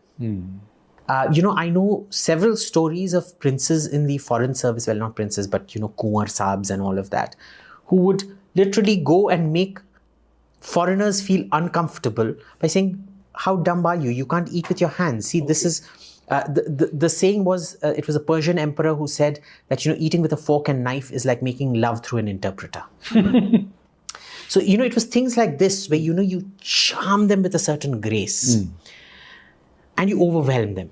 Right. And you build contacts. And, till Indira Gandhi's time also, our ambassadors in DC were very, very good. When you read Henry Kissinger's White House years when he's dealing with the 71 war, you see what a fantastic job our ambassadors were doing in that country by manipulating the press. In those days, the government was against us, the press was with us. I see. These days, the press is against us, the government is kind of with us. Okay. With Biden, you never really know. I mean, what he thinks today, he forgets within 15 seconds. So, whatever. But they could do that. But since liberalization and this whole middle class creation, you look at the intake in there, you're not going to be taught charm. You can't be taught grace. You can't be taught sophisticated conversation. You can't be taught, how to appreciate art and charm them. You can't be taught Indian art history to act as an ambassador for you abroad. And even the subject matter training of bureaucrats is non-existent. So professionally or socially or aesthetically, it's non-existent. What do you do with a foreign service like that? Has Jaishankar fixed any of it? Has he gone to the root causes? No. So far as I see in Modi, one important thing that got sorted out was, like I said, all the activity, the visits and things, jiska quota bhara pada tha, which the previous government had ignored, which was completed. Once that was done, you needed the institutional reforms, you needed the human resource reforms, which is the training and all of that, and you needed clear course setting and uniform application. Not JNU application in silos to your bureaucrats, but uniform application of what the mindset of the government is onto the bureaucrats. Instead, what we get is a foreign minister who thrives on 10-second clips on Twitter, being very smart. Thankfully, he's not being abrasive like Krishna Menon. He's not pissing off people. But, if you think foreign policy is the sum total of, and you have a very goofy spokesperson who ends up sinking your case more than defending you more often than not. So, it's, I don't know what to do. Have you ever heard anything profound come out of Jaishankar? Has he ever contextualized anything in a way nobody else has? Has he laid out a pathwork or framework? Have you ever gotten clarity on what India's foreign policy is? I wonder. See, nobody can recollect.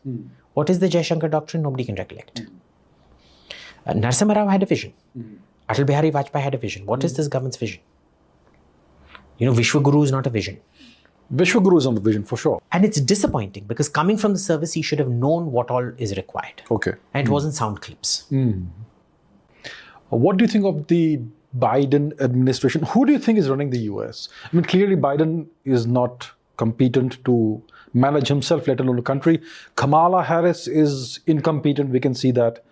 So who's running the country? Recently, we saw this news report that the Pentagon blocked the White House from sending a dossier to the International Criminal Court, which kind of tells you that the Pentagon is more powerful than the White House. So who's really running the nation? In that instance, yes. Right now, as I understand it, there are several different silos competing for power. And there's a lot of crossed wires and crap happening out there. It's a power struggle because you don't have a coherent president. Yes. And you have a joke of a vice president. Yes, right. Nobody takes Kamala seriously. Nobody does. I mean, if you hear her, she seems almost as schizophrenic as her boss. She sounds drunk at times. She sounds drunk at times. Yes. Most of the times. Actually. Most of the time. It's the miraculous day when she sounds not drunk. Right. But she's there. And when your president and vice president are people who simply can't hold fort, this is what happens. It's a government without direction working in silos. That's what it is. What do you think of China? Is Xi Jinping doing the right things? Is he taking the nation in the right direction? Or has he grabbed too much power and become the emperor? And who do you think is going to be eventually going to replace him? Xi Jinping is doing all the right things for India. Okay. I don't know if he's doing all the right things for China. Okay. So I pray for Xi Jinping. I only pray for two people. Well, three people, but four. My two dogs, my one cat, Mohammed bin Salman, and Xi Jinping. Okay. And, there's... I tweeted this back sometime. India's great strategic liability is Modi's ego, and India's great strategic strength is Xi Jinping's stupidity. Okay. Of course, stupidity has a risk. Now, Xi Jinping has destroyed all the checks and balances that Deng Xiaoping had built up in China. Yes. He's turned it into a state. Before when we used to go to Beijing, the formal sessions, you'd get bullshit. The informal sessions, when we'd go out for dinner or chill out over drinks and things like that, then we would have serious conversations, no crap, and messages would be very clearly telegraphed to you. There would be dissent in private. And it was tolerated, it was encouraged in private. Never in public, in private. Feel free to disagree with Jiang Zemin, free to disagree with Hu Jintao, do what you want. Never see to it becomes public because it's a question of discipline. Yes. But in private, you can talk to the Indians, you can express whatever you want. Since Xi Jinping came, the private conversations have become stunted. I see. They're just too scared because you don't know what you're going to be, when you're going to be taken away for what. Because, he's destroyed the Guanxi system. The Guanxi system is no longer functional. He's sort of made it all around himself and his cult of personality. Yes. He's defenestrated the military. Before the military had a huge, nobody takes the Chinese foreign ministry seriously. All the decisions used to get made in military headquarters and sent over to the foreign ministry simply to implement. Today, that's not the case because the military has also been culled quite badly. Military commanders are kept off balance. They keep getting shifted from military command to military command to military command. Today, an air defense artillery officer will tomorrow be posted to paratrooper. Paratrooper will be posted to logistics so that they don't gain powers like a feudal lord. Okay. So there's great dysfunction out there. There is... the problem when you can't have an honest conversation in private is you have a lot of bad inputs and decision making. People are telling you what you want to hear, not what you need to hear. And that is therefore for me a lovely thing. Right. I wish more of Xi Jinping on the Chinese. The problem, of course, is the room for error, grave miscalculation, increases exponentially when you have a leader like that. Right. It's like Hitler in the bunker only listening to reports that he wanted to listen to, not what he needed to listen to. I don't know who's going to replace Xi Jinping, but I don't think Xi Jinping is going anywhere for the next 20, 30 years. He's not even going to step down and hand over to Jiang Zemin and still be the paramount leader in the back like Deng Xiaoping did. I think he's going to be in charge for as far as we can see. Right.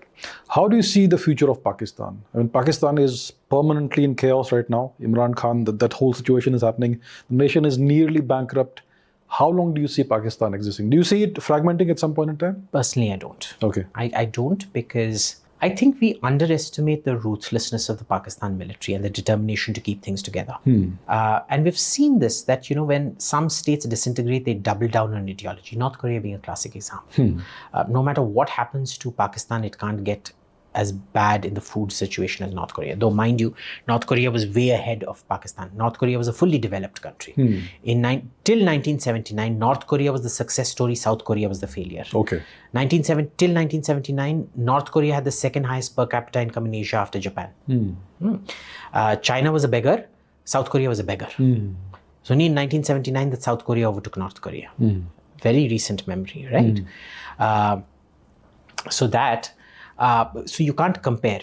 But you see how the North Koreans doubled down on ideology when things started going bad for them. Pakistan will double down on ideology. I think the Pakistan army has a very high loss acceptance rate for non-army people. Marne do, but the ideology of Pakistan, as they call it, must continue. Okay. Because, of course, they're not going to die. They all have their homes in Boston and London and Dubai and wherever, or Abu Dhabi or whatever.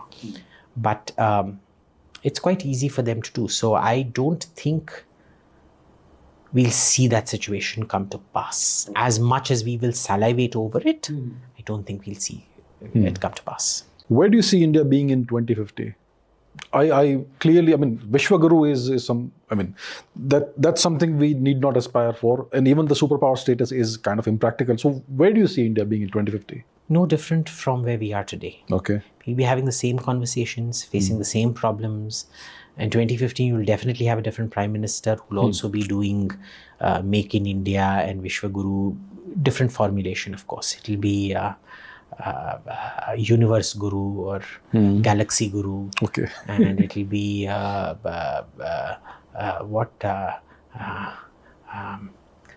it won't be Make in India, it will be Construct in India, some crap like that. But I don't see us solving our fundamental problems and leapfrogging. How does one solve these fundamental problems? Do we need to completely change the way the governance structure is structured? What do we need to do? What's the solution? So, first let's understand what our problems are. One is the education problem I spoke to you about. Totally. Now, to get to the basic manufacturing level, that to produce a factory floor worker at a Chinese level or a Vietnamese level of production, you need to invest about, let's say, $1,000 per year per student. So about 83,000 rupees per student per year in a single language education. Who's going to bell that single language cat? Yes. Who's going to allocate 1,000 per student per education? Now, 12 years of study plus 3 years of either trade training or a bachelor's degree. If it's a BSc, it becomes much more expensive because the materials and things required for chemical experiments and physics experiments and things like that. Yes. At that tertiary level of training and things like that, you require about $10,000 a year minimum. The total education bill then per year, assuming it's 13 million people joining the workforce every year, which is the last figure, even assume it's half of that, say 7 million. At 13 million, your education budget becomes something like 5 to 600 billion per year. Per year. To achieve just a China level of workforce. Do you have that money? No. Do you, even at 7 million, it's about 300 billion. Do you have that money? You don't. We don't.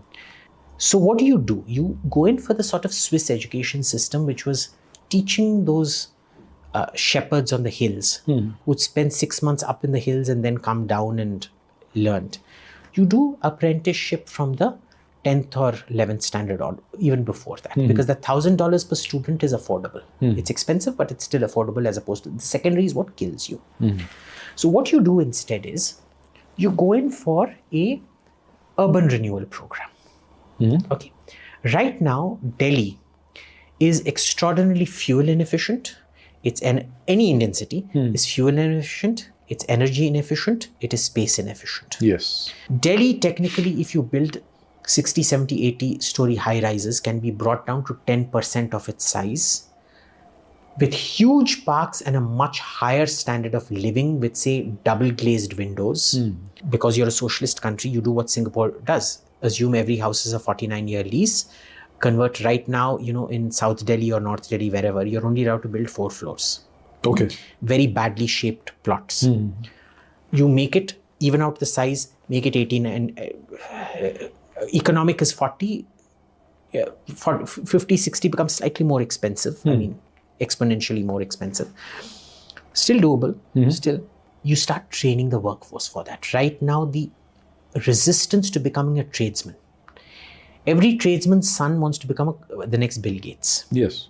Is that you show them that there is good money to be made. You train them on the job. And this is what happened to our workforce in Dubai. We get all the third-rate workforce here. Our trained workforce goes to Dubai and works on construction there. Okay, so you do the Dubai on-the-job training, where you have basic literacy in one language. You do that. You then create economies of scale in construction material. Things like oven, central air conditioning in every house, which reduces your energy consumption massively. Double glazing, which reduces energy loss massively. The shrinking of the size of Delhi to 1/10 its size, which reduces your fuel costs. It improves the density of your public transport system and makes it much, much cheaper to run and much more efficient to run. You create massive economies of scale just doing that to one city, then start expand. And the moment people realize, it will be very unpopular in the beginning, but the BJP can do this because all seven Lok Sabha constituencies tend to vote for Kejriwal. So treat it as punishment for 5 years, build it up quickly in 5 years. And then by the 4th year, the quality of life would have improved so much. And quality of life improvement is something you feel instantly. You're going from a house where you're scared to turn on the AC because of electricity bill to where it's natural and your electricity bill is low because you're saving so much because of double glazed windows and solar panels and central air conditioning. You're happy. I mean, even low income housing, you can make fantastic high rise low income housing. Okay, do that. So you lose some votes, you'll gain a lot more votes. Right. If you execute it properly. I mean, if you leave it to an IAS officer, it's not going to happen. Right, yes. Understand? If you leave it to most Delhi builders who are all bloody crooks, DLF or MR or whatever, they're all crooks without exception. I mean, they're all third rate by global standards. Nahi hoga. But do it in a good way. Plan it well. Definitely not CPWD and crap like that. Central Public Works Department is even worse. I would any day take a Delhi builder over the CPWD quality. You create that kernel, you expand it to other cities, you're creating an industrial revolution. Right. You're bypassing the need for that education, that high-end education system. You're creating a factory floor workforce through training in certain things. You're creating the wealth, you're creating the savings to then start investing in. You're bringing the respectability into being a factory floor worker.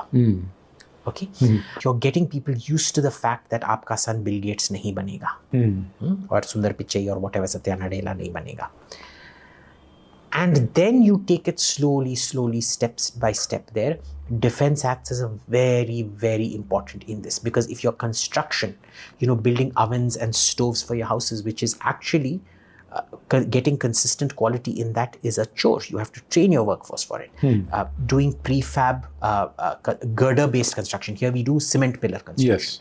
In the West, it's all girder. High-rise is all girders, metal girders with prefab panels in between. It's not brick. Right? It's that steel frame with cement, powder stone or whatever, this thing. You do that because that is skilled, unlike bricklaying, which is not skilled. So you do that. That is your low-end workforce. The assembly of the ovens and stoves becomes your lower middle-end workforce. Defense becomes your high-end workforce. Because if you look at the Saab production line of the Gripen, they don't have a separate quality control manager. They increased everybody's pay that the next guy in the production line first quality checks your work and then he does his work and then his work is checked by the next guy in the production line. Okay. So you can actually, Israeli missiles, they're not made by factory floor workers. They're made by engineers in those Israeli factories. Right. So you bring back a certain dignity of labor. You have to get your managerial workforce to get their hands dirty. You have to see to it that in a management schedule, unless mandated by law, unless a manager It doesn't matter who you are, Adani, Ambani, Kirloskar, Tata, whatever. Unless you've worked on the factory floor as a basic factory floor worker for 3 to 5 years, you do not get promoted, period. You can't inherit shares, you can't be on the board, you can't be diddly squat. Right. Okay, you do that. There is a need for dignity of labor in this country, which we don't have. Right. You do that, and then defense becomes your high end. And then simultaneously, of course, you have to solve your regulatory problems. 90% of our regulatory of investment not coming in India has to do with your judiciary and your regulatory problems, that you're so confused that every year taxes change, cesses change, levies change, rules change. Each one is applicable at a different point of time. There is no predictability.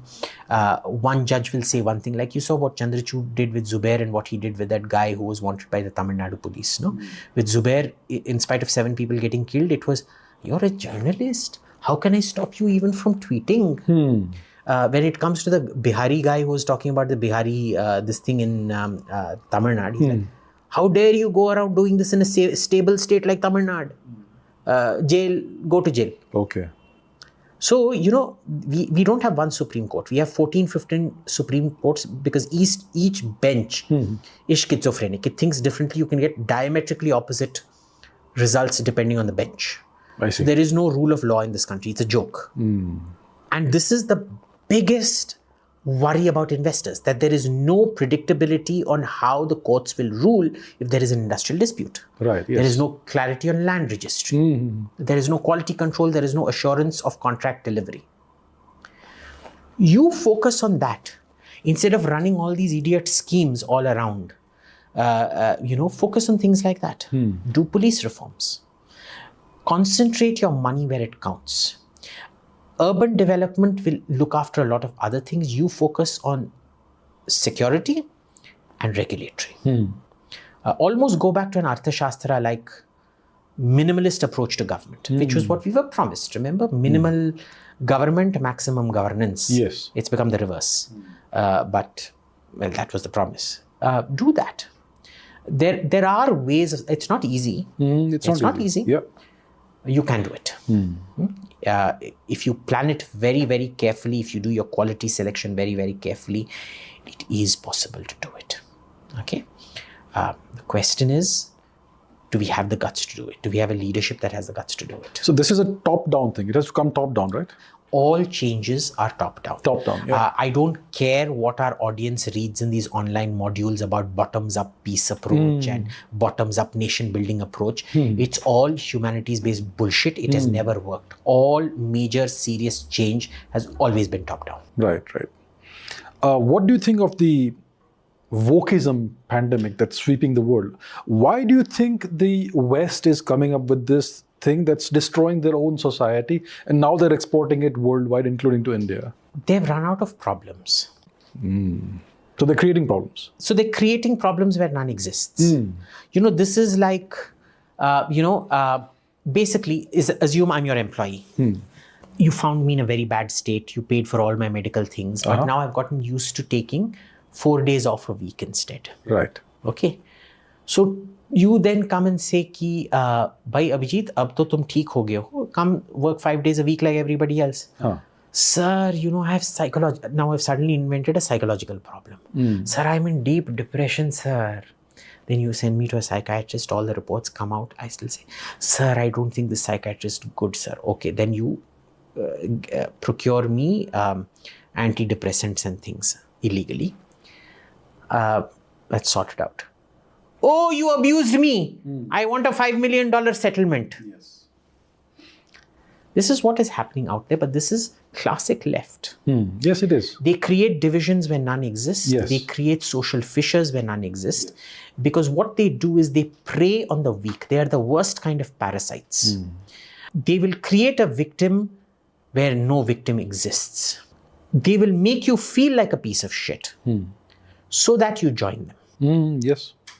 It is a coalition of gripe. It is a coalition of failure. It is a coalition of essentially revisionism. Of course, they'll give it all their technical jargon and claim you are the revisionist and we are the actual protagonist or whatever. Yes. But this is what they do. And this is one of the great ironies of nature, isn't it? That America thought it defeated communism when the USSR fell. And what the communists did was that they dumped the body of Russia, and like a demonic possession, they went and possessed American scholarship. Yes. And it's been one of those latent, like a tapeworm. It takes years before you understand that you have a tapeworm problem. Decades sometimes. So it's like eating raw pork and getting tapeworm, where the tapeworm has finally gotten to the brain. They did a slow academic capture. Yes. Then they did an institutional capture. And now, there's no going back from here now. It's too far gone. The rot is too deep. The cancer has spread. There is no amount of chemotherapy they will destroy America. Let's be very clear about it. They will destroy America. There is no fight back, because I think the right, it's a very valiant fight. I admire my friends for fighting. But they're fighting a rear guard. They're fighting, the last stand. Once you open the borders and let people rush in, that's it. That's the end of it. Yeah. The kind of scamsters that are being employed, the chronically unemployed, you have to have DEI training, diversity, Yes. diversity training. Yeah. You now need to have certification for everything, otherwise it won't be. And now companies also have to sponsor all this shit. And mind you, do you know why all the companies have gone along with this? Do you remember what happened to Nokia? Because this happened in our lifetime. I don't know if all our audience might be quite young. But when we were growing up,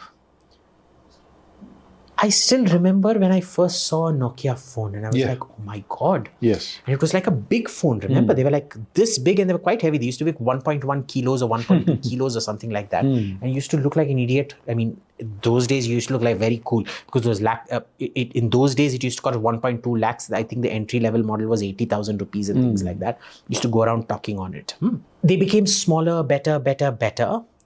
And then boom, Nokia vanishes within our lifetime. Yes. We've seen absolute world dominance by a company, and that company being snuffed out pathetically within our lifetime. Yeah. That is what technology replacement does. So what companies have realized is, and all of this happened with freedom of expression, where church and dogma and state were, not state, but church and dogma were beaten back. You could be heretical, you could be blasphemous. Yes. That is the root of all innovation. That is where the great scientific revolution happened in the West, and that is where the industrial revolution happened because of that, and that is why the West's dominance came about. Yes. It was because of the Reformation, and the Reformation was a starting process. Of course, Martin Luther was an even worse bigot than the Pope at that point, and that's a different matter. But that's how it starts off. What happens in this process is, what happened there is that you have this whole freedom of the mind, which brings about innovation. Yes. It could not happen in the Dark Ages. Why? Because everything was controlled by dogma. Yes. And conflict. Yes. Small feudal states constantly fighting each other. You had no idea of where life was.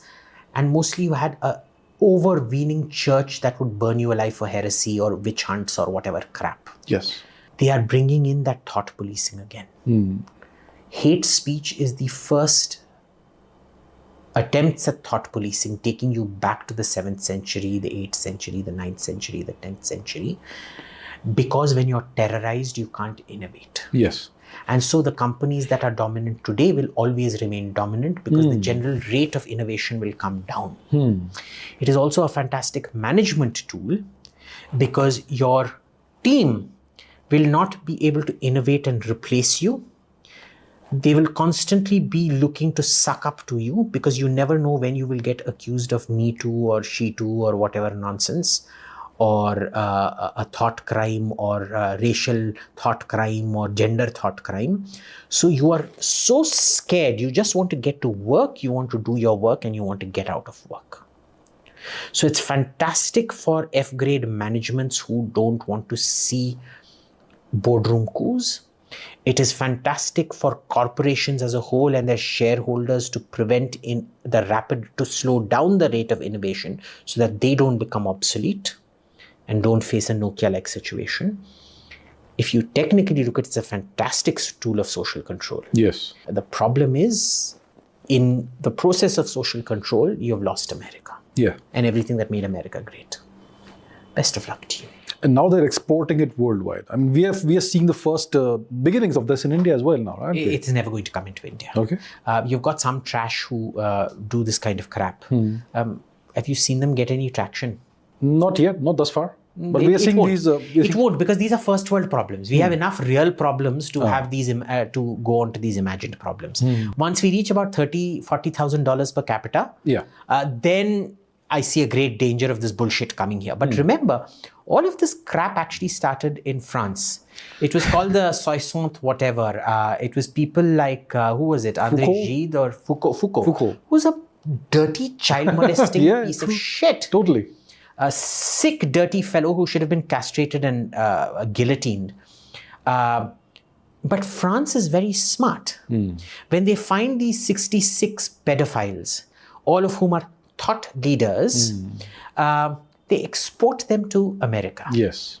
And they spread their rot there. And Americans, being trusting creatures, oh, look at these fancy little French people coming here and talking to us in all funny jargon. And, oh my God, that sounds so sweet. It's not a croissant, it's a croissant. And oh my God, that's so cute. And oh my God, I didn't understand a word of what you said, but I love listening to you talking to me in my French, your funny French, sexy French accent. La da da da da. It becomes the theory out there. It becomes fantastic. And in time the Soviet Union falls, you find the perfect new victim card to play, fusion of toxicity.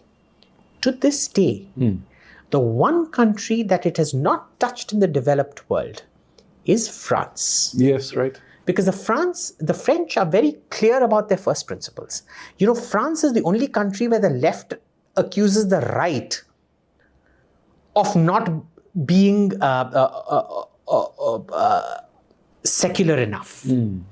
They're like, it was the left that was accusing Marine Le Pen of pandering to Islamists, saying you're not being hard enough on them. Okay. All right, Mélenchon was accusing Marine Le Pen. Normally it is the other way. It's the other way around, yeah. But here, every French politician, because of the way, what I said, our foreign service needs to be trained up. Those schools, those French bureaucratic schools are so good. There's first principles and the applications of thought. What the Israelis do to a military problem, the French do to a sociological problem. The French are the Israeli, what the Israeli military is to problem solving, to military problem solving and technology problem solving, the French are to humanities problem solving. They identify rotters and kick them out. They know their first principles. They know how to train their things. You will never see this bullshit come in France. Right. So they're very clear about that. We need to build that kind of a French system. See, they're very clear on their principles of secularism. They're very clear on their laws. They never violate their laws. They always stick within that. They know what laicite means. In India, we still don't understand what dharma nirpaksh means. Right, yes. So it's... I'd say the French model is a fantastic model, at least in bureaucracy training. Let's get the French down. Let's get a whole lot of retired French bureaucrats to train up our bureaucrats at any rate. I had a French bureaucrat studying with me in Australia. Every 6 months he'd be flown, and he had still not joined the bureaucracy because he was finishing his bachelor's degree but had been selected for the intake. Okay. Every 6 months he'd be flown back to Paris, even before he had joined, to do pre-starting courses and things like that. That is the amount they invested in their bureaucrats. And the bureaucrats are very down to earth. You'll never get a bureaucrat who will say, "Sade, janta hai mera baap kaun hai?" Coming back to India, what do you think of the situation in the northeast? The Manipur situation. Manipur is still aflame, kind of. What do you think is the root cause of this? Largely the free hand that was given to Christian missionaries to go there and spread their bile. Indeed. Because, the problem is, the West seems to think of all Christianity as being first world Christianity. First world Christianity in Italy and America is very nice, you see. Your local priest is kind of your local community counselor. Yes. You have a problem when he's not abusing your kids. Yeah. You go to him, you have a chat with him, he'll provide counseling services, he'll help you get through things. He's more like a support mechanism. Third world Christianity is not like that. Third world Christianity is the Christianity that goes around burning witches. Yes. Burning albinos. Remember, a lot of the albino burnings in Africa Yes. Is sanctioned by the church. All the gay killings in Africa are sanctioned by the church. Several churches. And people don't want to talk about this, but in the Northeast, several witches are killed every year. I see. Oh yeah. It's never reported as such, but they're killed every year. Wow. Okay. It's a very nasty, mean, land-grabbing thuggery, the way feudal Christianity was at one point of time, 7th century, 8th century, 9th, 10th, 11th, whatever Christianity was. So you're never going to be able to make that point there. And now the damage is done. All the diversity of that area has been destroyed. It's all been homogenized into different churches. Their identity, their traditional identity is all gone. It is now consolidated around linguistic identity and mostly religious identity, because the church has been given a free hand to provide all kinds of services which nobody else is allowed. Well, the Muslims also have that free hand; they just don't invest. And Indian Hindu communities, the first thing a Christian, when they get money in India, they set up a school. A Hindu, when they get money, they set up an ugly modern temple and do bhajan kirtan classes there, where all the aunties are singing in the most awfully god-awful, off-tune, bad-tune bullshit. Okay? They catch them young. That is one of the main root causes. The second root cause is we ourselves have impoverished that area. Yes. In a sense, it's like Kashmir. You have created an island saying, oh, ethnic identity, ethnic identity, ethnic identity. People don't realize that the Northeast is exactly the same problem as Kashmir, this island mentality, which you need to break through greater integration, mixing, etc., etc., etc., which is simply not happening out there. You create, urbanization has a great homogenization tendency, which we tend to ignore. So you need more urbanization, not ghettos, more urbanization, more production, more industrialization, which, make them feel a part of the Indian whole. Yes. I think those would be the main things. I think Manipur was actually going in that direction. Since 2017, you can see the city of Imphal really progressing, prospering. It was. And then this happens. Yes. You see, well, this is what happens. Right. So it looks like it's more of a geopolitical thing. Maybe there's foreign interference in this? I don't think there's foreign interference in this. I personally feel this is something on which we didn't read the signs. We tend to ignore the Northeast. We do, yes, very much. It's almost like it doesn't count. How much TV attention did you see given to the Manipur situation? Nothing. Everyone ran one token news item for 2 minutes and one token article. Yeah. And after that, it's still going on. It's still going on as we speak. Nobody's reporting about it. Nobody is. When Congress didn't think it was going to go their way, they said, okay, election's over, can we now focus on Manipur? Just to divert, because they thought kuch hone wala hai. And then BJP said, can we now focus on Manipur, when the elections weren't going that way? But after 6-7 hours, they're like, okay, can we talk about what next? Yeah. Let's throw shit at the Congress. Congress says, let's throw shit at the BJP. So a lot of it is, I think we tend to ascribe motives when we don't want to accept our own failures. And this is a very woke thing to do. You aren't responsible for your failings. Society is responsible. Did you see that ridiculous exchange between Pierre Poilievre and the Financial Times correspondent? I haven't. Oh God, it's on my timeline. Go check it out. Okay. It's the most bizarre exchange you will ever see. And he's basically for serial criminals who are committing 60 to 70 crimes every year. He's blaming society for their criminality. Okay. And Pierre Poilievre actually calls him out and says, are you dumb? Are you mad? Are you being serious? And the guy doesn't get it. And typically he's a Financial Times correspondent. I mean, what do you expect from the left and right testicles of Gideon Rahman? Right. Right, so this all or Ed Luce, whoever. I mean, they're both morons, but anyway. Right. So there's all this happening in the Northeast. What do you think is the importance of the Northeast for India? It's kind of our gateway to Southeast Asia, right? It is, but I think it's more than that. We don't look very different. Like even a Kala Madrasi like me and a Gora Punjabi like you. You see, originally the Tamils are not Dravidians. We didn't come from, we are not Semitic people who moved here. Okay. The DNA studies show that we came from Burma. So we're the original Manipuris. Okay. Bengalis are also Khmer Mon extraction. Which is why, Mamata Banerjee looks like Boris Yeltsin. Kind of looks like, you see that with a lot of Bengalis. Yes. So I'm technically Burmese, Thai Burmese, and you are a invading Aryan. Yes, of course. But we look very different. No, we look very similar. We look quite similar. Overall, other than the fact I'm 3 times your circumference. But the Northeast is that one population that is linguistically, culturally to an extent, but ethnically very different from us.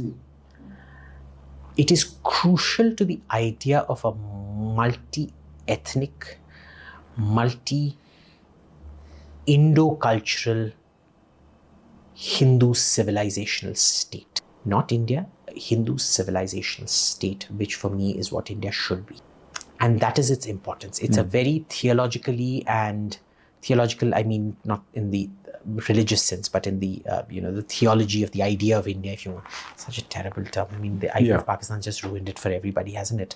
But it's very important that way. Geostrategically, can we do without it? Sure. But if such a large ethnicity breaks away from you, it then comes down to who's different next. And then it's just a race to the bottom. Tu kala hai, gora hai, he'll separate. Right. Recently we heard, I think it happened yesterday, that Kiran Rijiju was removed as the law minister and he's been given some other ministry. It's being portrayed as a punishment posting of sorts. Do you think that has something to do with what's happened in the Northeast, the recent trouble? I don't think it has anything to do with the Northeast. There's been lots of salacious crap going around, especially by alleged fact checkers who are putting out essentially gossip as fact. What's been happening there, as I understand it, is that this new guy, Meghwal, Arjun Meghwal, he doesn't open his mouth, but he's extraordinarily ruthless. Kiran Rijiju is a very affable character. He's a very friendly, kind, warm person. Here they basically, to use a Soviet analogy, Kiran Rijiju is the student youth Komsomol, and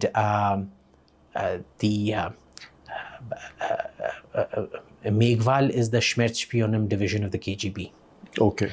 Tasked with burning alive internal traitors. He's the Lavrenti Beria. So he's been brought in.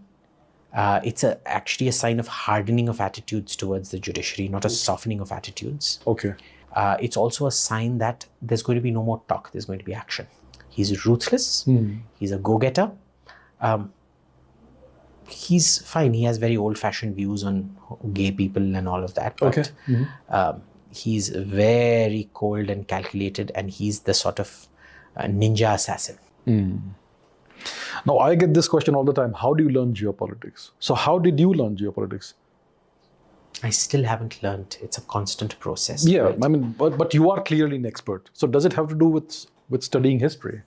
It has to do with a lot of history and geography.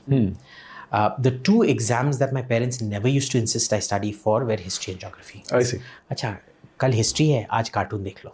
Okay. कल geography है, आज cartoon देख लो. Because, and English, history and geography were the 3 books that even before school started, because we used to get the books about 10-15 days before school started. The parents would be called and they were given the school bag and the diary and all the books and notebooks and everything. We would just be given all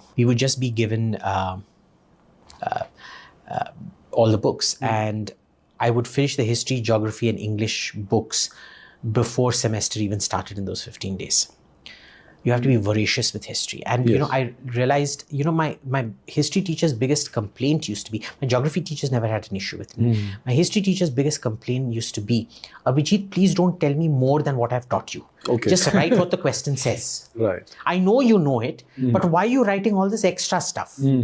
I didn't ask you why the War of the Roses broke out. Yeah. I just said what were the Lancastrian factions and the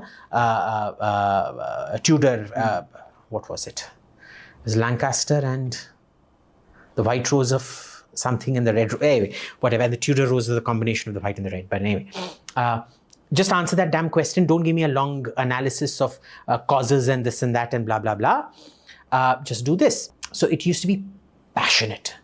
My parents made me travel a lot as a kid, which then, increased that sociological inquisitiveness. Right. Because you learn a lot through travel. Yes, you do. You learn a lot through food.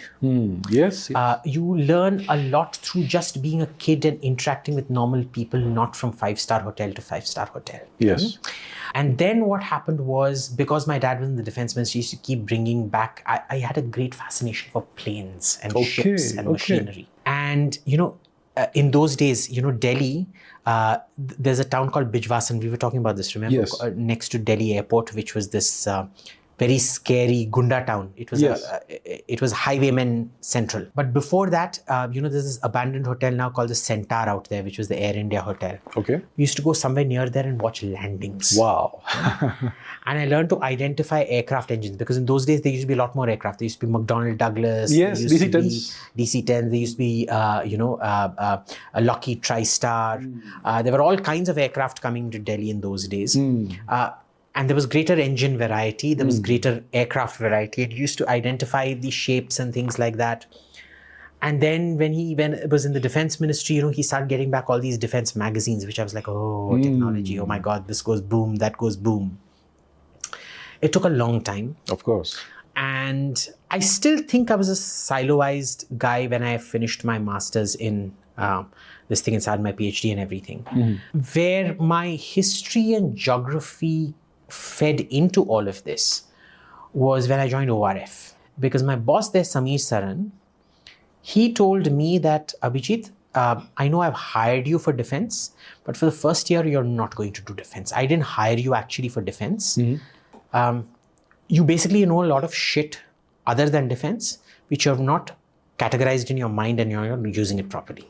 So he said, you're going to work on education policy, you're going to work on health policy, you're going to work on IT policy.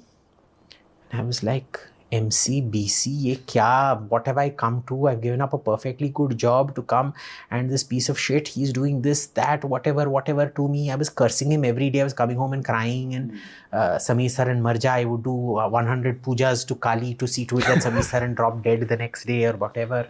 He's probably hearing this shit. Somebody's going to send him this clip. And he turned out to be my third great mentor in life, because he taught me how industrial policy, education policy, food policy all affect defense policy. So I was thinking in a silo. I wasn't able to answer certain questions. I thought, agar hum wo khareed lenge aur wo khareed lenge, hamara theek ho jayega. And all the other stuff started clicking into place. So, for me, I think that was a very, very important moment in the way I started processing all the knowledge I had, learning to categorize that knowledge, because, sometimes there is information overload. Yes. You have to learn to sort of manage information in your mind. So, instead of learning the micro detail, you get a bullshit meter where you know who's very, very good at the subject, or uske charan pe baith ke seekh lo. And what he developed in me was the bullshit meter and the ability to connect policy. Forced.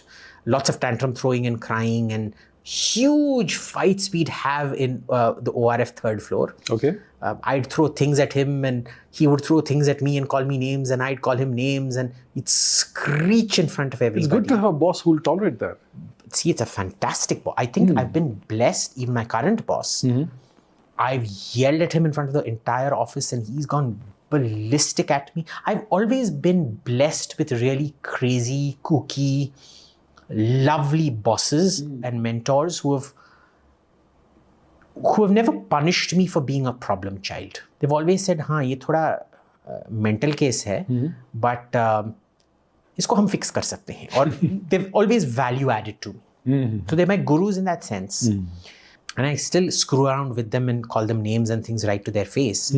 But there's that fundamental respect. And I think that's the Guru Sishya Parampara we've always had, that one person or several one people coaching that direct connect you have with somebody, teaching you something, expecting you to be better than them unselfishly. Not the inferiority complex, ye mere se behtar nahi hona. Indeed. Encourage you to be even better. Push you to be even better. I've been blessed that way. I had this discussion yesterday with Swapna Sundariji, who's a Odissi, another dancer. I'm a big fan of Swapna Sundari. She used to be one of the big names. She then completely went off the dance scene, but she used to be one of those absolute top names like 15, 20 years back. Yeah, she's a fascinating person, and we had an extensive discussion. It will come out on my channel, and I hope to have another follow-up discussion soon. So we spoke about the concept of the guru, what you mentioned. And it's not about, see, today we think of all teachers as our gurus. Yeah. That's clearly not the case. So what's your idea of what a guru is? Someone who changes your life. It's very clearly somebody who changes your life. And it doesn't have to be the same thing. It can be an act of kindness. It can be an act of compassion. It can be an act of understanding. It can be an act of education. We tend to just narrow it down into education. But education comes in so many shapes and forms. And something that changes your life profoundly is, for me, a guru. So, there are many, many, many of my teachers in school who I consider my gurus. There are a lot more teachers in school who I do not consider my gurus. Indeed. There are lots of adult mentors that I've had ever since I entered adulthood. Who I consider my gurus. So, I've been blessed because a guru-sishya relationship is a kindred relationship on both sides. The guru sees something special in you and you see something special in them. And they end up changing your life for the better. For me, that it is, I think, the West doesn't understand that. It's such a uniquely emotional, philosophical thing in India.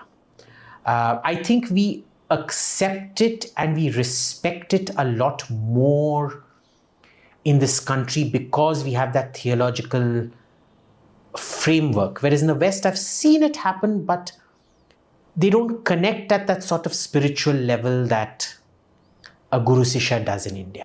It's more transactional in the West. It's much more transactional in the West. And it's all about, there's this relationship in which you need to pay your teacher. In India, a guru is your guru for your life. They are. You can go back anytime. You can go back at any time. You can demand whatever. You can throw whatever tantrum. You can screech at your teacher. पागल आ गया है, चलो चलो सब भागो इधर से, हाँ बेटा बोल बोल बोल और फुट यहाँ से जा. And it's a very it's no longer a formal, it's family. It's family. It's family. Yes. You know all their family members. You are invited to the children's wedding, their wedding, everything. You become part of the family. You are a crucial part of the family. The family event can't happen without you. It becomes like that. Yeah. Which is something very, very uniquely Indian. And those are the things I think so much more worth preserving in our culture. Yes. The ideological frameworks, the theological frameworks, more than concepts of purity or whatever bullshit. I think these are those true gifts to humanity which we have not understood are such valuable gifts to humanity, which we have never really understood ourselves or articulated as clearly and expounded as clearly. You speak about India, and what do you think is the reason why India needs to keep existing? What is valuable about India? Literally everything. The ability to be a dirt poor country and still be extremely tolerant in our points of view, which should technically not be the case. To be so accepting of diversity, to be so accepting of failure, to be so stoic in deprivation. And the thing is, I've noticed the ability to care for each other is so much greater amongst the poor than it is in the rich. They look after themselves much better than we do. I think as a kind of psychological device, we just cut ourselves off. Poor people help each other. Yes. Our thoughts, our philosophy, our religion especially, because everything is born from that religion. Yes. It's completely unique. There's nothing like it. And I wouldn't be a Hindu if I didn't fundamentally believe that it was, even though I'm a Charvak, I'm an atheist, that it's something worth living for and worth dying for. Yes. And one thing... Not worth killing for. Not worth killing for. For blasphemy and bullshit like that, but worth living for and worth dying for. India has suffered so many artificial famines. We never resorted to cannibalism. I think we did, no? We did. Must be one or two random isolated instances. I think not. I think thoda kiya hai. Look, in famine you can't, there's nothing you can do. Right. I think there are lots of reports from Chiattor and Monitor. I think that was the 1824 or the 36, I forget, famine. There were massive instances of cannibalism. I see. I wasn't aware of that. Right. But it has happened. I think any famine breaks societies. Yeah, it does. I think the clearest case of how society breaks under poverty and deprivation is Bihar. Bihar, we all make fun of Bihar today. सब ये है, वो है, गुंडे हैं, थग है, ये है. It used to be Magad, Patliputra, that same place. Everything that was good and great about India came from Bihar. Indeed. The Mauryas, ठीक है, Chanakya was from Takshashila, but he grew and became Chanakya in Magadha. Yes. The Guptas. Your Kalidasa.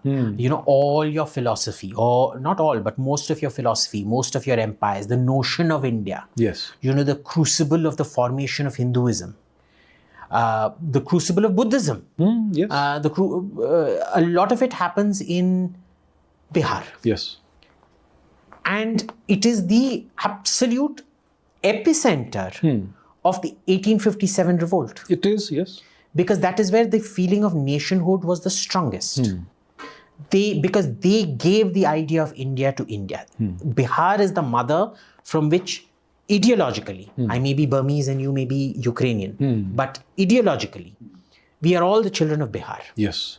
And because that sense of being the mother of India was so great in Bihar, that is where the revolt of 1857 was the harshest. And the punishment was also the harshest. And within 20 years, India's most civilized state was reduced into India's most uncivilized state. When you have no food to eat, where your children are dying, you don't think about culture. You can't think about nationalism.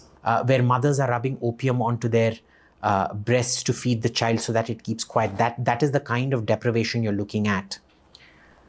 It takes thousands of years to build up an ethos, a culture, a civilization. It takes a decade to destroy it. Yes. And that's what the British did to Bihar. Yes. Biharis were the most civilized people. We're all the children of Bihar.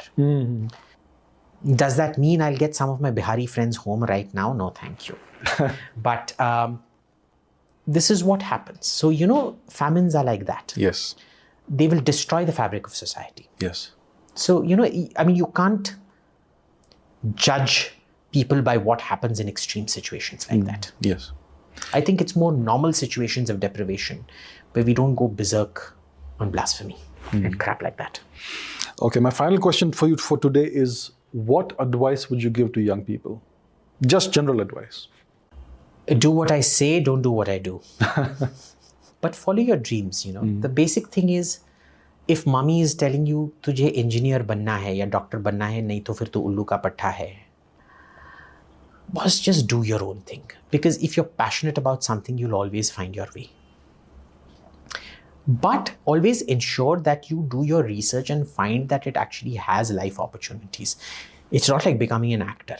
Becoming an actor is not a profession. Okay, it can be something on the side, but find a profession that pays, that you have a fallback on, and find it in anything: statistics, history, geography, whatever. All right. Thank you for a fascinating and very wide-ranging conversation. That was great fun. I hope you really enjoyed this conversation and gained something of genuine value from it. Subscribe now. Thank you, and I'll see you soon.